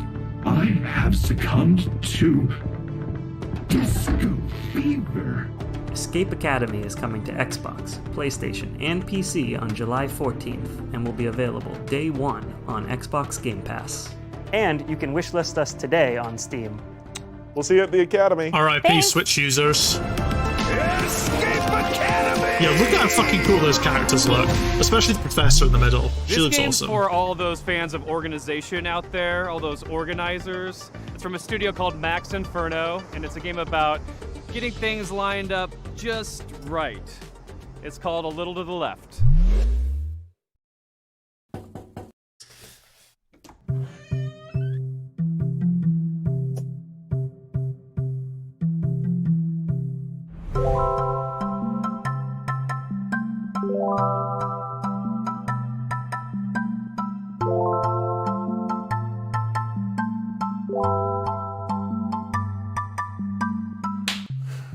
Hi, I'm Annie. Hi. Look how tiny the house is. Oh, my fat ass would knock everything over in I'm there. really excited to share with you today a cozy puzzle game that we've been working on called A Little to the Left. Like when they shut the corridor earlier, like, fuck me.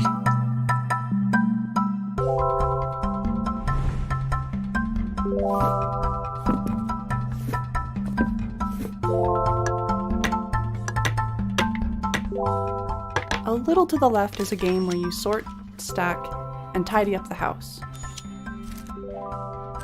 In each level, puzzles are hidden among regular household objects, and you solve them by arranging items in a very particular way.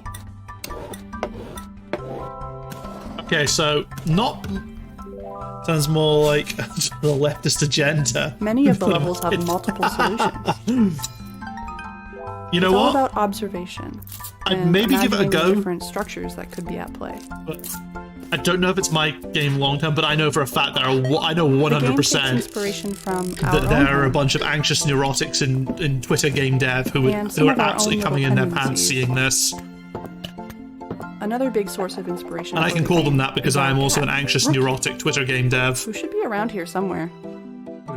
I know there are a ton of people right now on Twitter probably salivating over this, and good for them.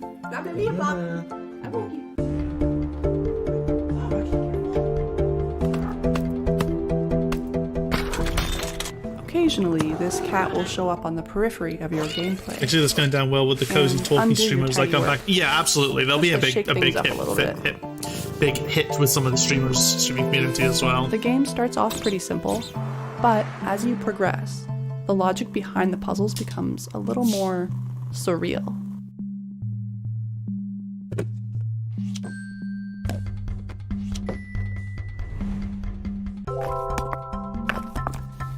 There is a lot to tidy up in A Little to the Left.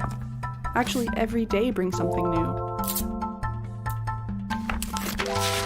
With the daily tidy delivery, you get even more out of our favorite puzzles. Is it a live service game then? And you earn fun badges too. Or have they just like pre-packed X number of days of content? Thanks for stopping by. I hope it's not play to wait or wait to play. That's not ideal. This year. But I guess if what they're going for is like, just a cozy little, take 10 minutes out of your day to do a sort of a cathartic little puzzle game, it could maybe work. And it's on Switch as well, so I guess sitting on the bus or whatever, do your daily. I've been excited about this one ever since it was announced ages ago. It's from developer Gummy Cat. It's called Bear and Breakfast.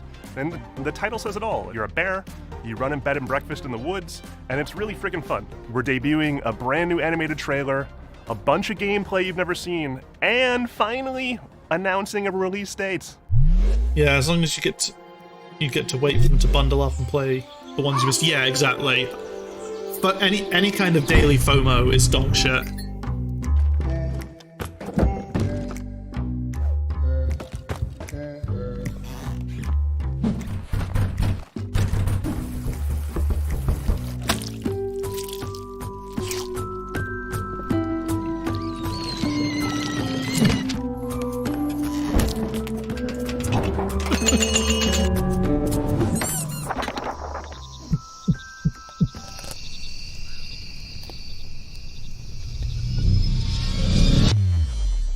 I'm Ioana. Fuck. And I'm Raresh. We're from Gummy Cat in Romania. I kind of like the vibe. We're showing you our first having a bear game running, called Bear having like Breakfast. It's a bear laid-back trying to run a bed and management adventure breakfast. game where you build and run a B&B in the woods, but you're a bear.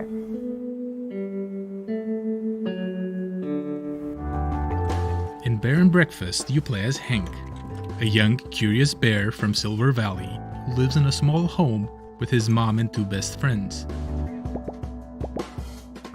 Yeah, maybe not for me.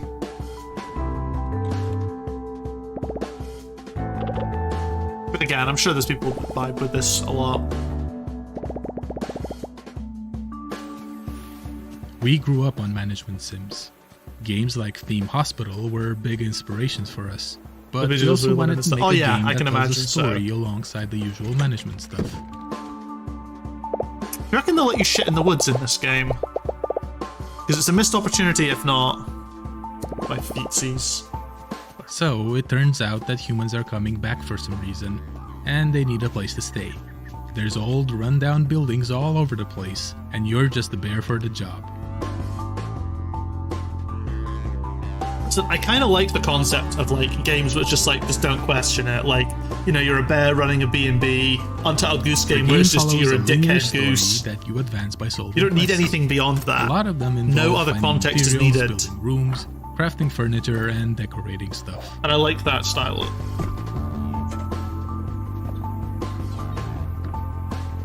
Resource management game with the main antagonist sweeping up the actual furniture shite. you do make awards different kinds of points. For instance, beds give comfort, showers. Oh, this give is already hygiene, looking too that complex for me. Management sims are not my jam. Sure that your room scores are high enough to satisfy whatever your guests are asking for. What is it, Jurassic World Evolution? And it was really fun to have dinosaurs, but also it was like, I tried Planet Zoo as well. Fuck me, that game is too big brain for me. Each score comes with its own challenges. For example, later on, you'll need to cook food for your guests through a minigame.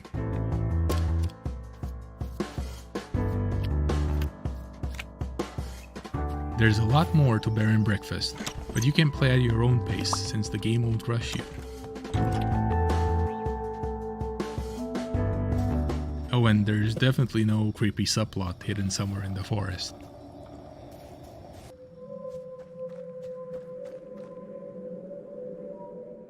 We're very excited The UI's to be part cute. of Day of the Devs this year, and we can't wait to introduce you all. You know, I'm glad we decided to watch this. I've when never Bear actually Breakfast watched Day of the launches Devs. This is later very summer. cool. It's very nice. And it's nice to seeing them. It's nice seeing like these devs getting their time to talk about stuff.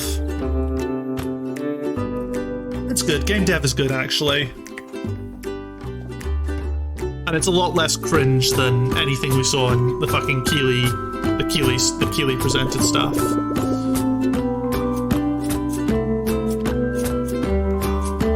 Man, I wish I had a 3D model because I'm sort of a model right now because I'm sort of moving my head around a lot during that. Look at that art. That's great. Why does their logo have a cat's butthole, though? So I don't want to say a lot about this next one. It's full of secrets and puzzles and mystery that are best discovered on your own. It's a beautiful game from a studio called Shared Memory. It's a pixel art Metroidvania full of interesting creatures. I thought he said he didn't want to share too much.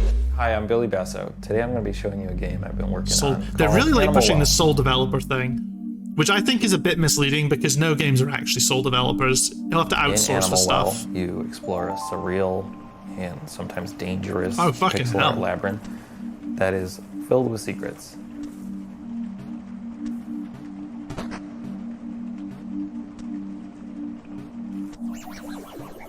Move over Hollow Knight. As you explore, you'll encounter various That's creatures, terrifying. but it's not always clear if they're friendly or not. So it's best to proceed with some amount of caution. Nothing in that video is friendly. Oh my god. Fucking Watership Down flashback right there. Throughout the game, you're going to find A board of various retro. items There was a thing that about like will I like my pixel art and give you stuff, new but super abilities retro, and maybe not supposed. Like the Teenage Mutant Ninja Turtles, for example, had that sort of retro look, but it also felt quite modern. It still felt like it was fairly modern, but just using that retro aesthetic. Whilst this just feels like it's. Every item in the game has I'm multiple trying uses, to be very like but it's a bit. You're going to It's. have to experiment if you want to figure out what they all are. I don't know. I don't know how to describe it. Yeah, I don't know if this is quite my thing.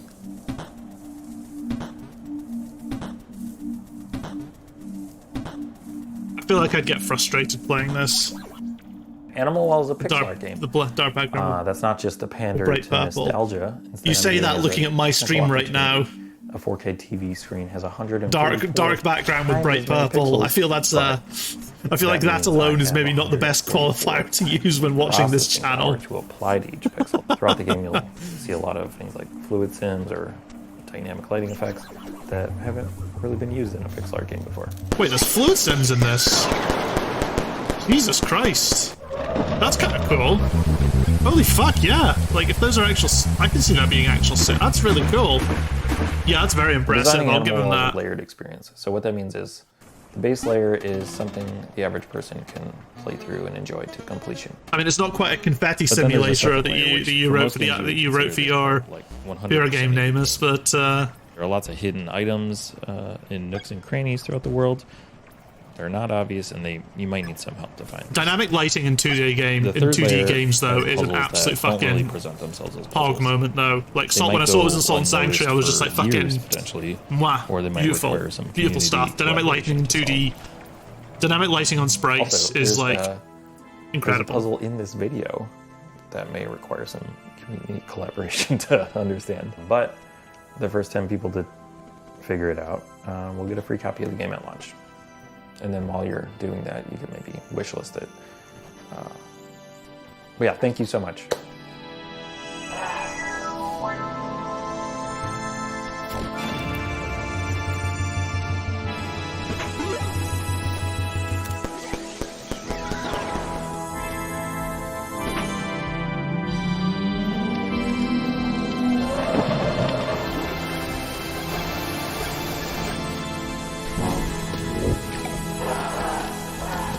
Yeah, those ravens are fucking absolutely not with that.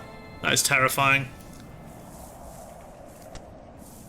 Fucking hell, PS5 and Steam. Next up is Naiad, a colorful exploration game where you play as a water nymph, traversing a zen and peaceful world.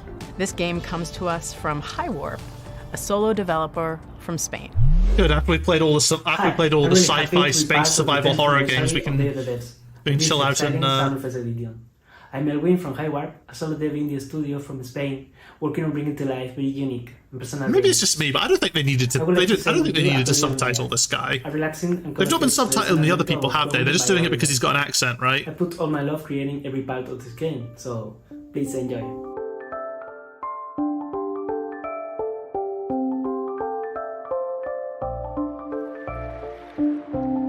Oh wow, that's pretty.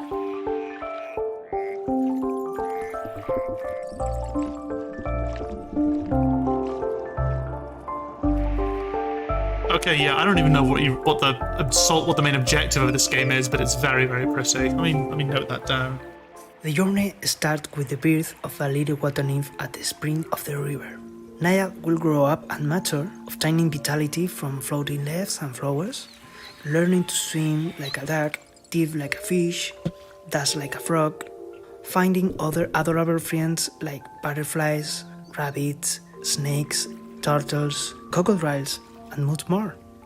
Help them to find their way, avoiding obstacles and dangers, using your skills. You will immerse through a lot of beautiful places like a deep forest, cute as fuck. A dark cave, a joyful creek. This game better be on PS5. If it's on Switch, that is a fucking... The Switch will not be able to make this game look that good. And little by little, it will be fading into dark.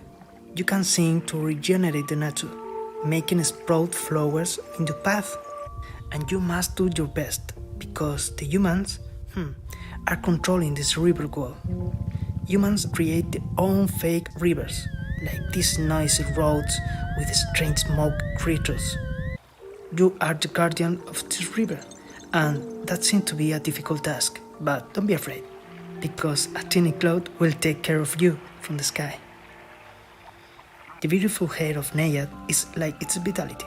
You can make it grow up under the sun rays, change its color, even tie small flowers on it. Creating Naiad, I focused on a wholesome experience. Enjoy it at your own pace, exploring and flowing. Naiad will be available for PC and consoles by the end of this year. Thank you for watching. Yeah, that looks fucking good. Like, genuinely, I think possibly my favourite indie game of the showcase so far. It looks lovely. It looks absolutely beautiful. It's a good vibe video game, which the world needs. And I've never seen an art style like that before either in a video game, so.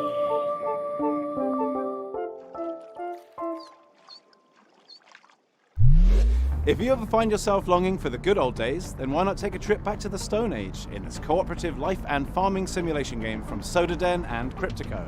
Hunt and gather to care for your settlement, explore the ancient world around you, and best of all, become a friend to the mammoths. This is Roots of Pachá.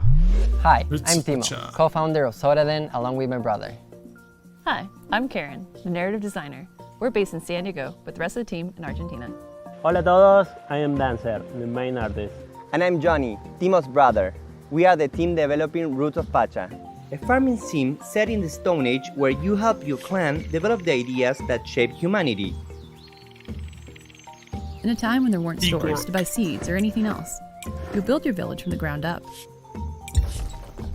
Instead of vibe with money, this. You'll transform the world around Although you. at the same time, there are bits of it that when he was placing it there, it looked like a fucking Facebook farming game Starting for a small, second. You'll explore the regions of the Like, land. placing on fixed locations, plants and resources wait along 4 the way. hours, or you could spend money, that kind of stuff. But you know what, this looks kind of cool. Many of the ideas you developed were the cornerstones of early civilizations, like farming, domesticating animals, and the creation of tools that are now common.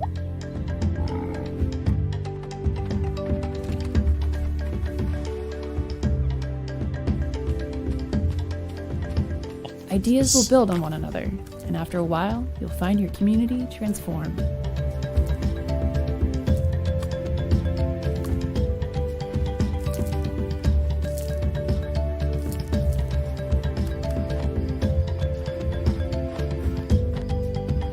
Okay. It's all right. I don't know. Still, I don't know You'll venture into the caves if I'll pick this up. But try and explain who you are and why you're here. Pretty cute.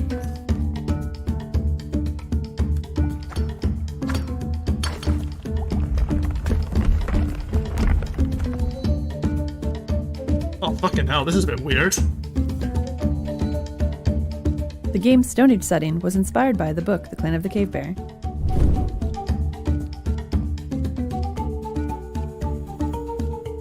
Roots of Pacha is set in simpler times, but the society is still complex. For example, finding something to eat went from satisfying a basic need to making a dish and creating a reason to gather. Yeah, oh yeah, no, the music's definitely good. Potato salad, Stone Age As you discover potato ways salad. to make life easier, you'll find time to experience all the That fun goat Pacha's is world amazing. has to offer. How many different gameplay elements are they incorporating into this? You'll get to know your clan, meet others living around you, and maybe even find that But special yeah, the music someone. is good. Our love of farming sims started with the first Harvest Moons, and Stardew Valley took it to the Look next at that level. GBA when there were less With Roots of games, I'd Pacha, have loved we it. want to make Yeah. our own unique contribution to this genre. We're working on this project with all of our hearts. Yeah, We're it's, super it's, excited for you it to play the final screams version. like fucking. In the meantime, we have a yeah, brand new big demo GBA, that just went live. sort of fill that Harvest Moon Thanks for vibe, having that, us. that Muchas whole gracias. Left Behind by Harvest Moon. But yeah, the music's fucking slaps. It's good. It's a Pacha.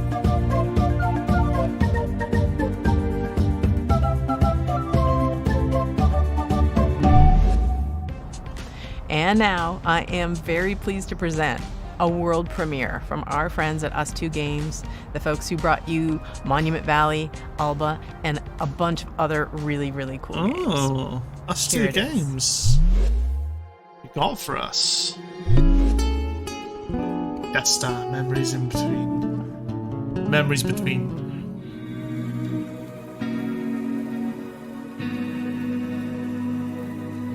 Didn't Us2 get into a lot of trouble a few years ago over like labour disputes? And deliver that to everybody. So Or am I with thinking of Monument someone Valley, else? we made people care about a character for the first time if they've never really engaged with games very much. And with Alba Wildlife Adventure, we took open world games and packaged that into a kind of theme about saving an island that more people are going to want to engage with than just the hardcore. And with this game, what we really want to do is take these genres that we really love, like roguelike games and turn-based tactics, add a little bit of sports game in there as well, and themes about dreams and conflicting fears, and really package that together into something that feels really unique. In the game, you play the role of Desta, who's a young person in their early 20s. You can tell these who's guys are come one of the home for bigger indie first time, studios. having not left home. Look at in all their- this, look at all the this very best production way. value they've Their got in their relationship videos. with their mother and their family and their friends. There's a few of them that were a little bit broken.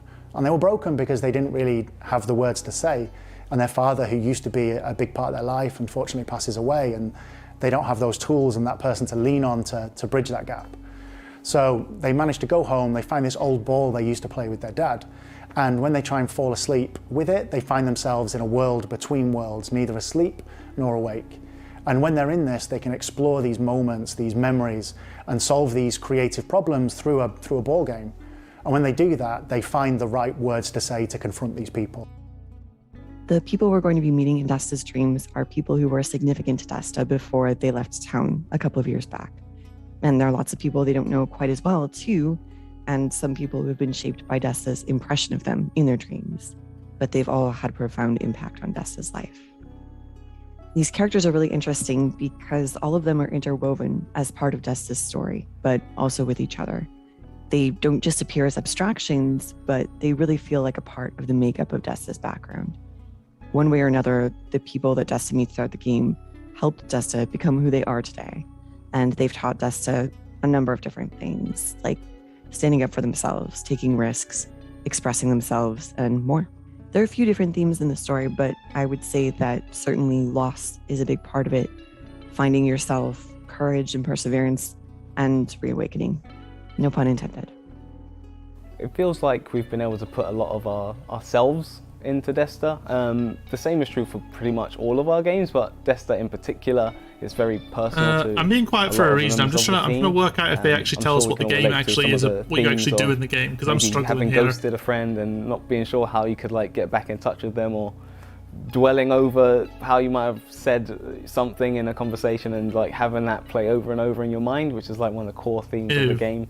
It's definitely got more depth and more game mechanics than anything we've made before, and it's being designed from the ground up to be a multi-platform title.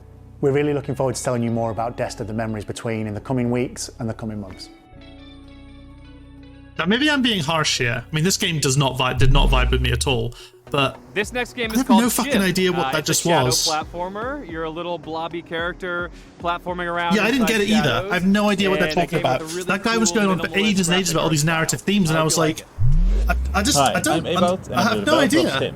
And I'm Niels from Exernice, and I help Ewout develop Schim. We're located in the north of the Netherlands in a town called Leeuwarden. We are a team of 2, plus the talented people at Moonseller, who do audio. At least they're acknowledging that they outsource, that it's not just them and that they've got us. Oh fuck, okay. Okay, this is cool. Schim is a game where you move around in shadows. You play as a Schim, a shadow creature.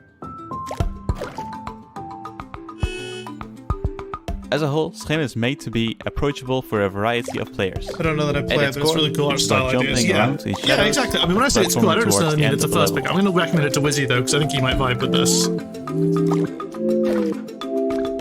Each shadow has their own Schim. I mean, I know that Splatoon did it first, but the player plays around as a Schim of a human. However, this Schim is separated from their person, and it's up to you to I don't know how find to your way pronounce back. that. Shim? I just say shim, but like skim. In the game, you will also help other Schim characters who have also been separated from their shadow.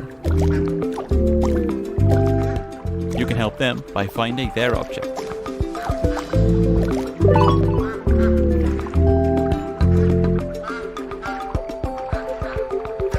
Schim takes big inspiration from the feeling of playing as a child. Yeah, I can see that. Playing imaginary games with made-up rules. Move around in shadows and jump to the next shadow. Although it didn't really make it very clear that it looked like you could move when you're not in the shadow as well, which was a bit weird, but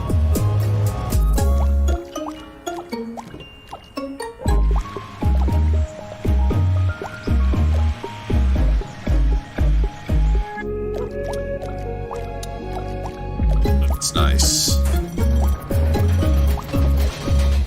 Check it out and follow us at schimgame.com. Skim? I honestly don't know how to pronounce it. I feel like I should be able thank to. you, Dev the Dev, for having us this year. I'm Anne, the manager of Asobu, a community hub for indie game creators in Tokyo.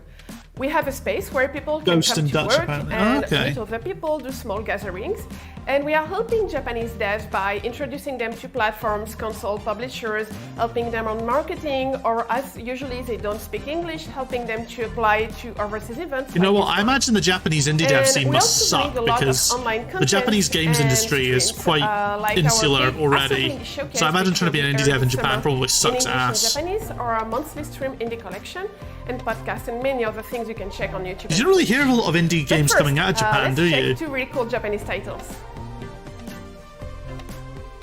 Fox and Frog Traveler is the Demon of Adashino Island.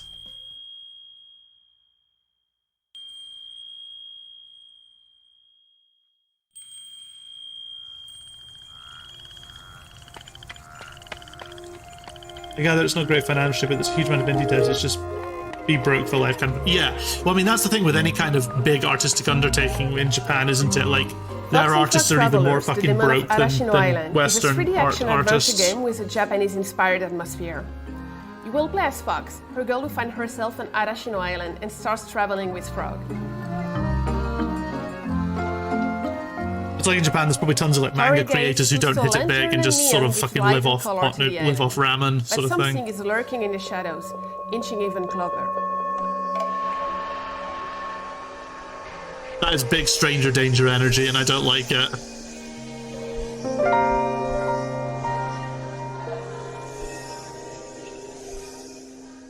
Fox and Frog Travelers is developed by Rias, an illustrator and concept artist that came up with the idea for it, based on one of his illustrations. I just more feel like, you know, if you're a Japanese dev, it's probably harder to reach the Western market, which is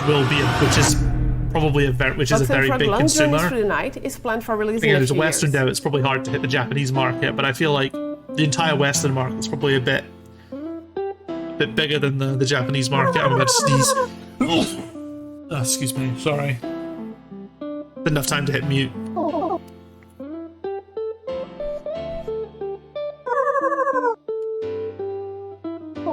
Not feeling this one.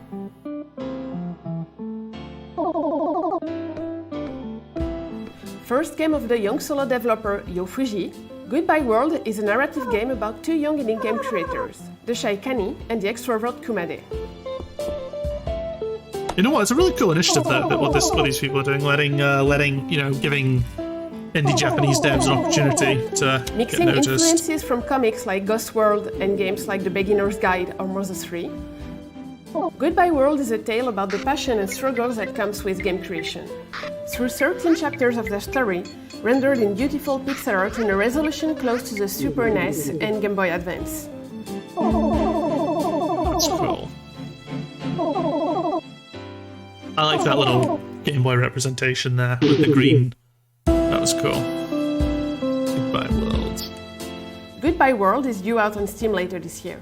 If you like those games, don't hesitate to wishlist and to follow the devs on Twitter. And if you are interested by Japanese indie scene or indie games, you can follow us on Twitter, on Discord, chat with us, like fresh and cut watch grass our indie game wafting showcase, through my which flat is, now. I have my coming window this open. summer. And But thank you again I have no for idea watching why. I don't remember. and I don't Devs think the Dev grass for has been having cut us. today or anything. And also, my building's The at the back process of the of moving flat. to so a new how the fuck city with can that? be daunting. Our next Complete- game, Birth, complete random from tangent, solo but- developer Madison Carr, who hails from Chicago, explores the idea of quelling loneliness through this puzzle adventure. Hi, my name is Madison, and I'm making a game called Birth. Cool tattoos.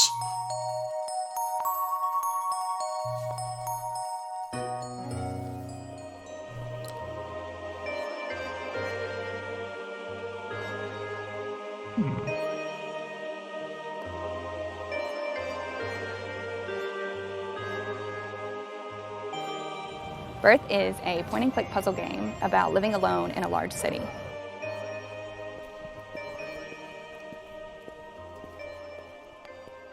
In order to quell your loneliness, you decide to create I'm a liking creature, these- a I'm liking friend, these a character partner for designs. yourself by collecting spare bones and organs that you find while traversing the city. Fucking hell.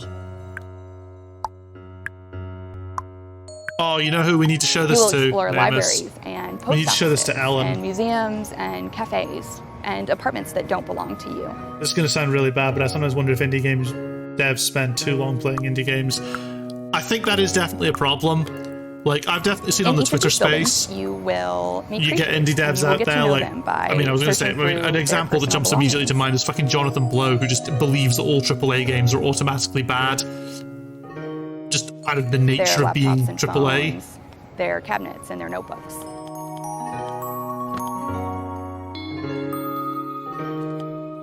Gabriel would love this, yeah. Within these personal belongings, I like there are those character puzzles. designs, but yeah, Some there are is physics-based, there is some are definitely a sort of an pattern-based, insularness of some are abstract. indie devs, and I do see it a lot. I'm not saying AAA is like better or anything necessarily, There but are no instructions, and you are rarely doing the same thing twice. it is just interesting to see that like not all indie games are necessarily great, but they don't have to be. Having the opportunity to make a not as good game Alongside the main should game, still be there still are be optional available. hidden tokens that you can find to unlock secret buildings and treasures. I'm not sure how much I'm vibing with this. Ibra, the only reason I Birth thought of it comes is out just because of this all the August. skull I made stuff. this game with my whole heart, and I hope that you like it.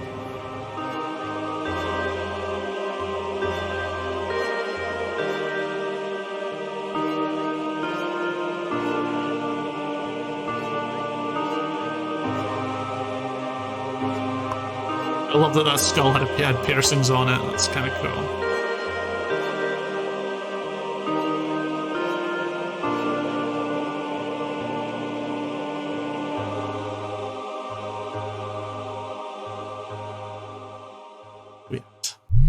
In our next title, How to Say Goodbye, you play as the ghost of a person who's recently died and is embarking on the journey of accepting their own death.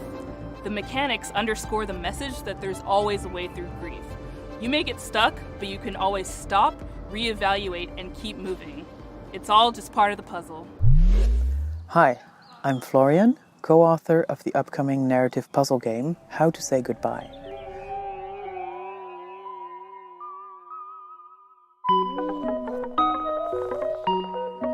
Okay, let's see what we got here then.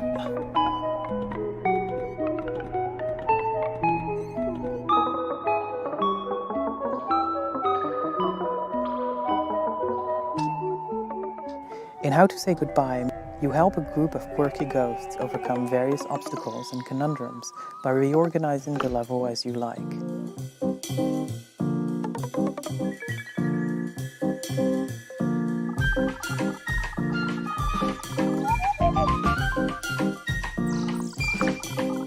These devs need to lay off the drugs. Moving one tile will also push the surrounding tiles.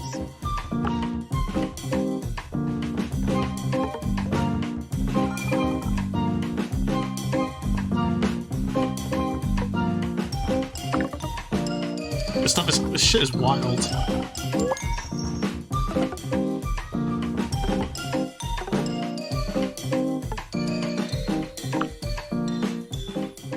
The puzzle elements are only moved around, but never removed. So, just like a Rubik's Cube, the puzzles never end up in a state where you can't solve them.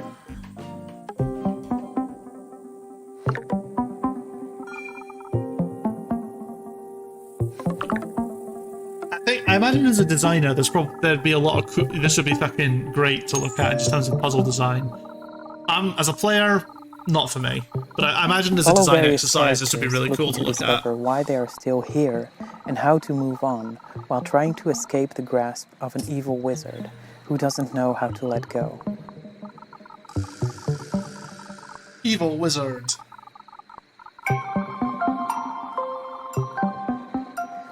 How to Say Goodbye tells a story of loss and grief, but we intend the experience to be as gentle, kind, and positive as possible.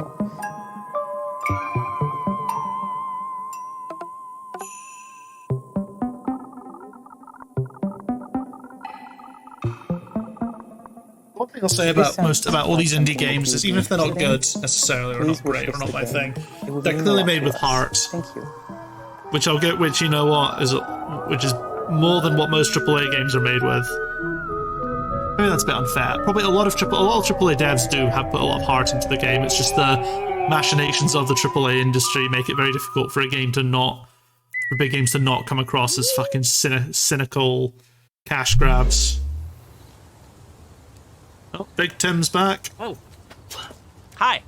Well, wasn't that a great very show? true. It's normally And a got great somebody's cake, and it's all personality gone. / soul into And so it. now we have to say goodbye. I hope you liked that. I hope you liked all the games. Thank you to all the developers for making such fantastic games and for bringing them here for everyone to enjoy. Special thanks to all of our generous sponsors. You've always been there for us, and we could not do this without you.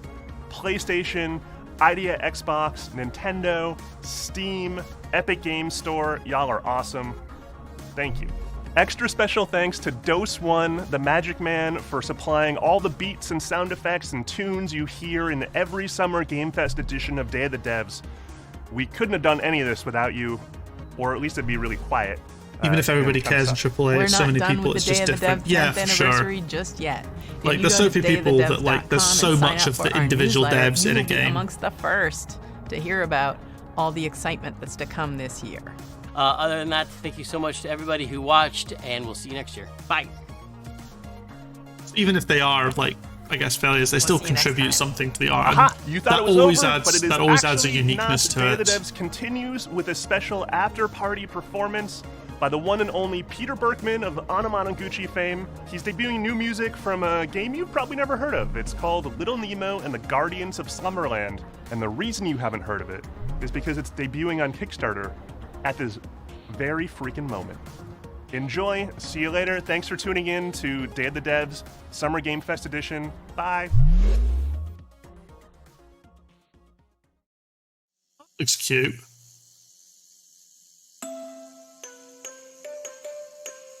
I don't know if we're going to watch this or not. We'll see how it goes for a little bit. Oh, right, summaries.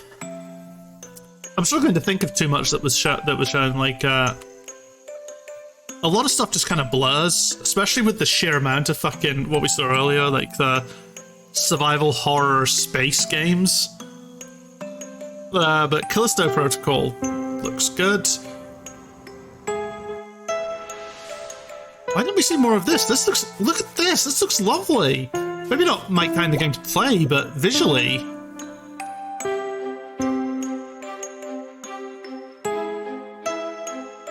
absolutely great. What's the name of the game again?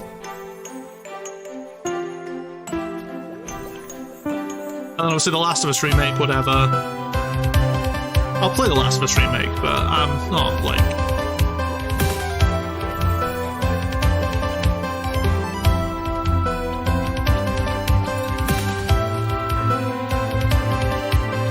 Those are, like, big-time Day of the Tentacle assets right there. Those are, it's the exact same colour scheme as the Day of the Tentacle.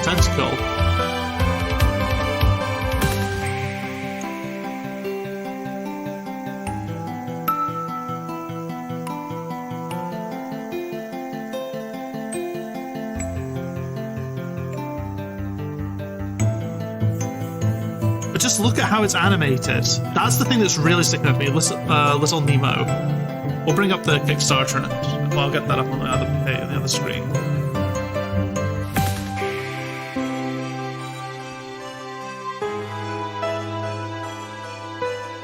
Oh, Little Nemo is like an actual cartoon character. Apparently.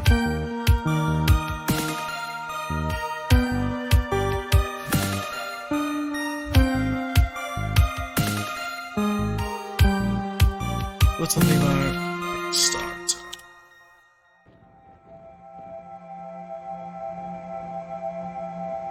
Wait, is this a different game?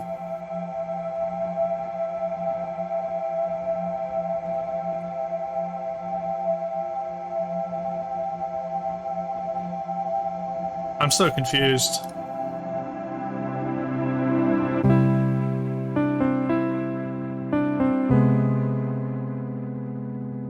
Little Nemo and the Guardians of Slumber.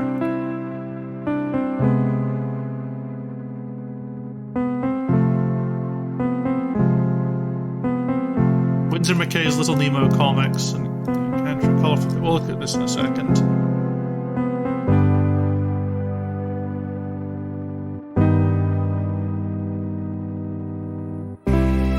Oh fuck, we're gonna get to see the live backer updates as well if this has just been announced.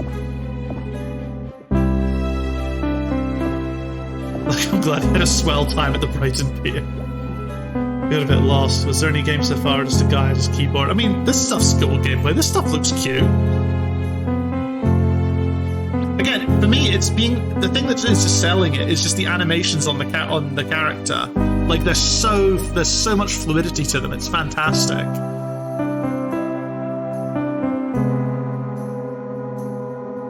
I know it's not, but why does he look like he's on a green screen here? I think it's because there's like squash and stretch on him. Like, you know, when he lands, he kind of squashes down and stretches out. Like that's really good. What is it? There's a term for it. Is it just squash and stretch, or is there a different term? I don't know my animation terminology well enough. But there's so much motion to every frame of the animation. It blends really nicely. It's kind of like when you take. It's kind of like when you have like when you accidentally tell your smart TV whilst you're watching like a Disney film to try and auto motion correct frames, so it tries to fill them in and smear them in. And for like a Disney film that looks terrible, but for a game it looks amazing. The white border makes the character stick out a little weird from the background. Yeah. We'll look at the Kickstarter campaign after this is. But it's cute, like he's using a yo-yo as a grappling hook. That's super cute. But there's definitely inspirations from stuff, like, you know, the tentacles look like they're straight out of a Double Fine game. And those weird spacey sections look like something straight out of Celeste.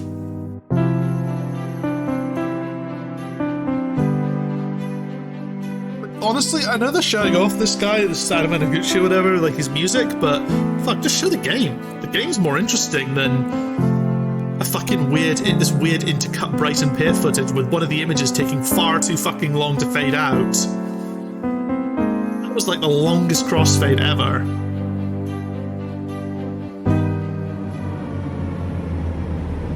Oh?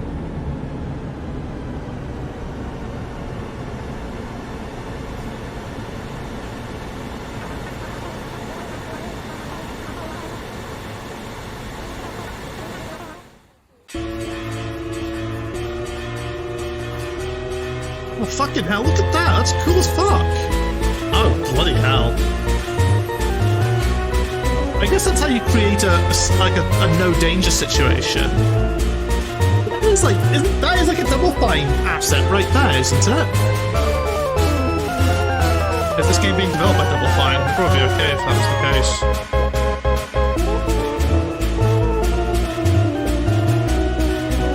No, by a company called Disoft.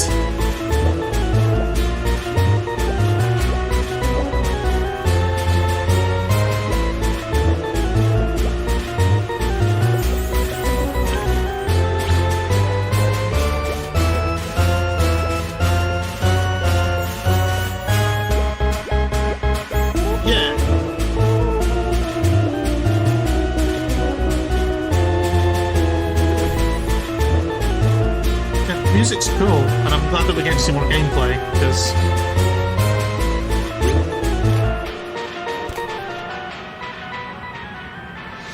You know what, I can vibe with that.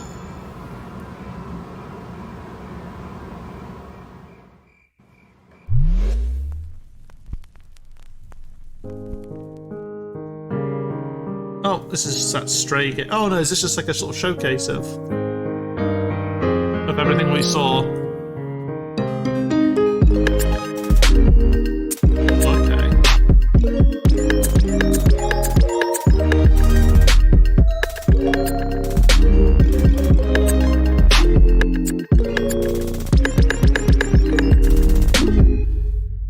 Arena Interactive Showcase. Nice.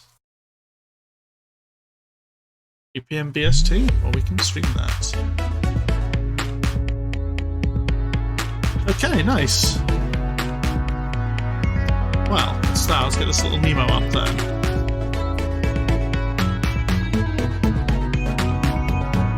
Nemo the Guardians of Slumberland takes the retro NES era platformer game and kept going into. I'm going to turn this down just a little bit.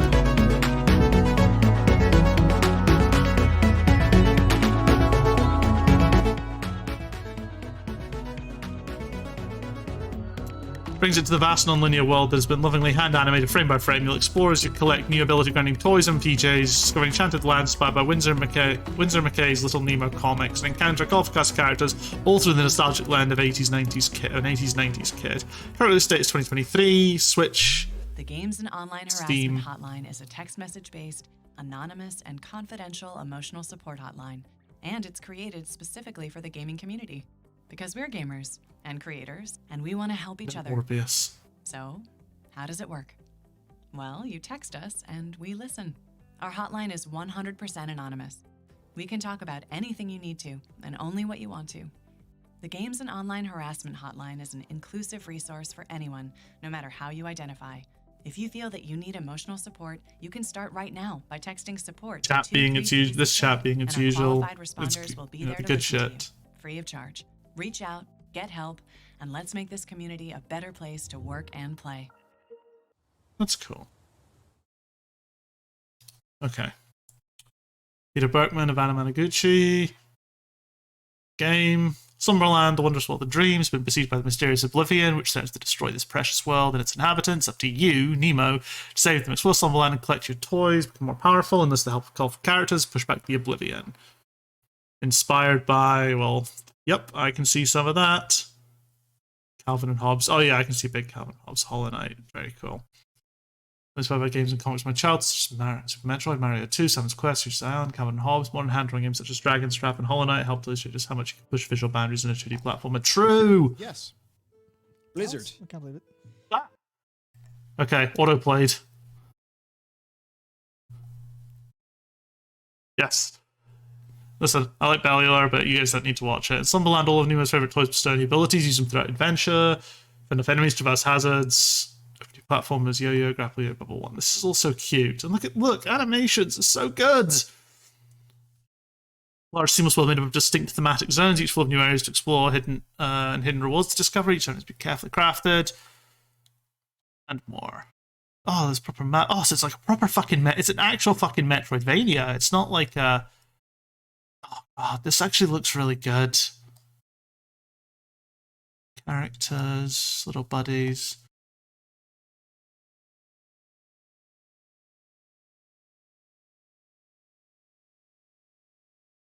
Pet, make a toy statue of you. Fuck, this does look really good. I don't know if it's like I don't know if it's like help kickstart it good for me, but it's definitely consider buying it. They've even got a bit of accessibility in their Kickstarter campaign. That's very cool. Good shit.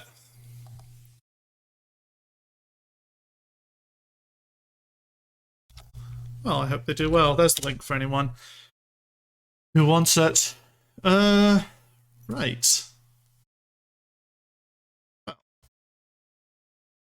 that was lovely, wasn't it? Can we get some music?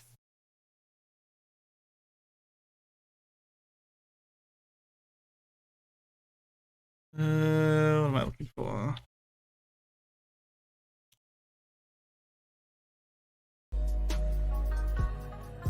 There we go. Anime, lo-fi, hip-hop. Yeah, so... I feel like that was a pretty good show overall. Some good... I don't know how to end this thing. It was a good show. There was some cool stuff. A lot of stuff looked kind of the same, as to be expected. The usual memes showed up. Fucking gratuitous celebrity cameos. Call of Duty claiming they're innovating when there was no evidence to suggest it. And the indie section was actually quite nice. Some nice stuff. Motivation. Again, that picture of Pedro Pascal and Bella Ramsey confirmed to me that they are potentially very good casting for the Last of Us show. Too much Troy Baker. Not enough Ashley Johnson. It was good. It was good. I enjoyed doing this, and I hope it wasn't a bad show. There have definitely been worse. The format means it's a lot harder to be really cringy than E3 presentations. I like that they're keeping it a bit more professional, and it wasn't too gratuitous with ads, actually. So yeah, wow, we've been streaming for 3 hours now. I can probably edit that. So yeah, I'm thinking moving forward now. I'm gonna stream the other showcases on Sunday that I can. So the Bethesda one and the PC games one, because I think those could be very interesting. And then we'll get back to our regular content. But I think moving forward, Thursdays I'm going to turn into a chill day, so I might just start streaming WoW on Thursdays just to break up the streams a bit, just so I'm not sort of like. Otherwise, there have been times when some of the games I've been streaming, it's felt like a chore to sit down and stream it on Thursday. So I think Thursday's going to be kind of like the anything goes day. If I really feel like playing the game, like if it's like a brand new release or something, like if it was an Elden Ring style thing, absolutely would continue playing it. But it doesn't have to be. It can be anything. It's anything goes. Most likely WoW though, because I like playing WoW and it's chill. But yeah, thank you for joining in on this experiment, everyone. The viewership has it's jumped up and down, but it's been pretty good overall so far for this one, I would say. So, without further ado, let's find someone to raid, shall we? And I think in a sense of almost perfect timing, Tori is just starting her Elden Ring stream. Her Elden Ring drinking stream, I should say. So, let's go say hello.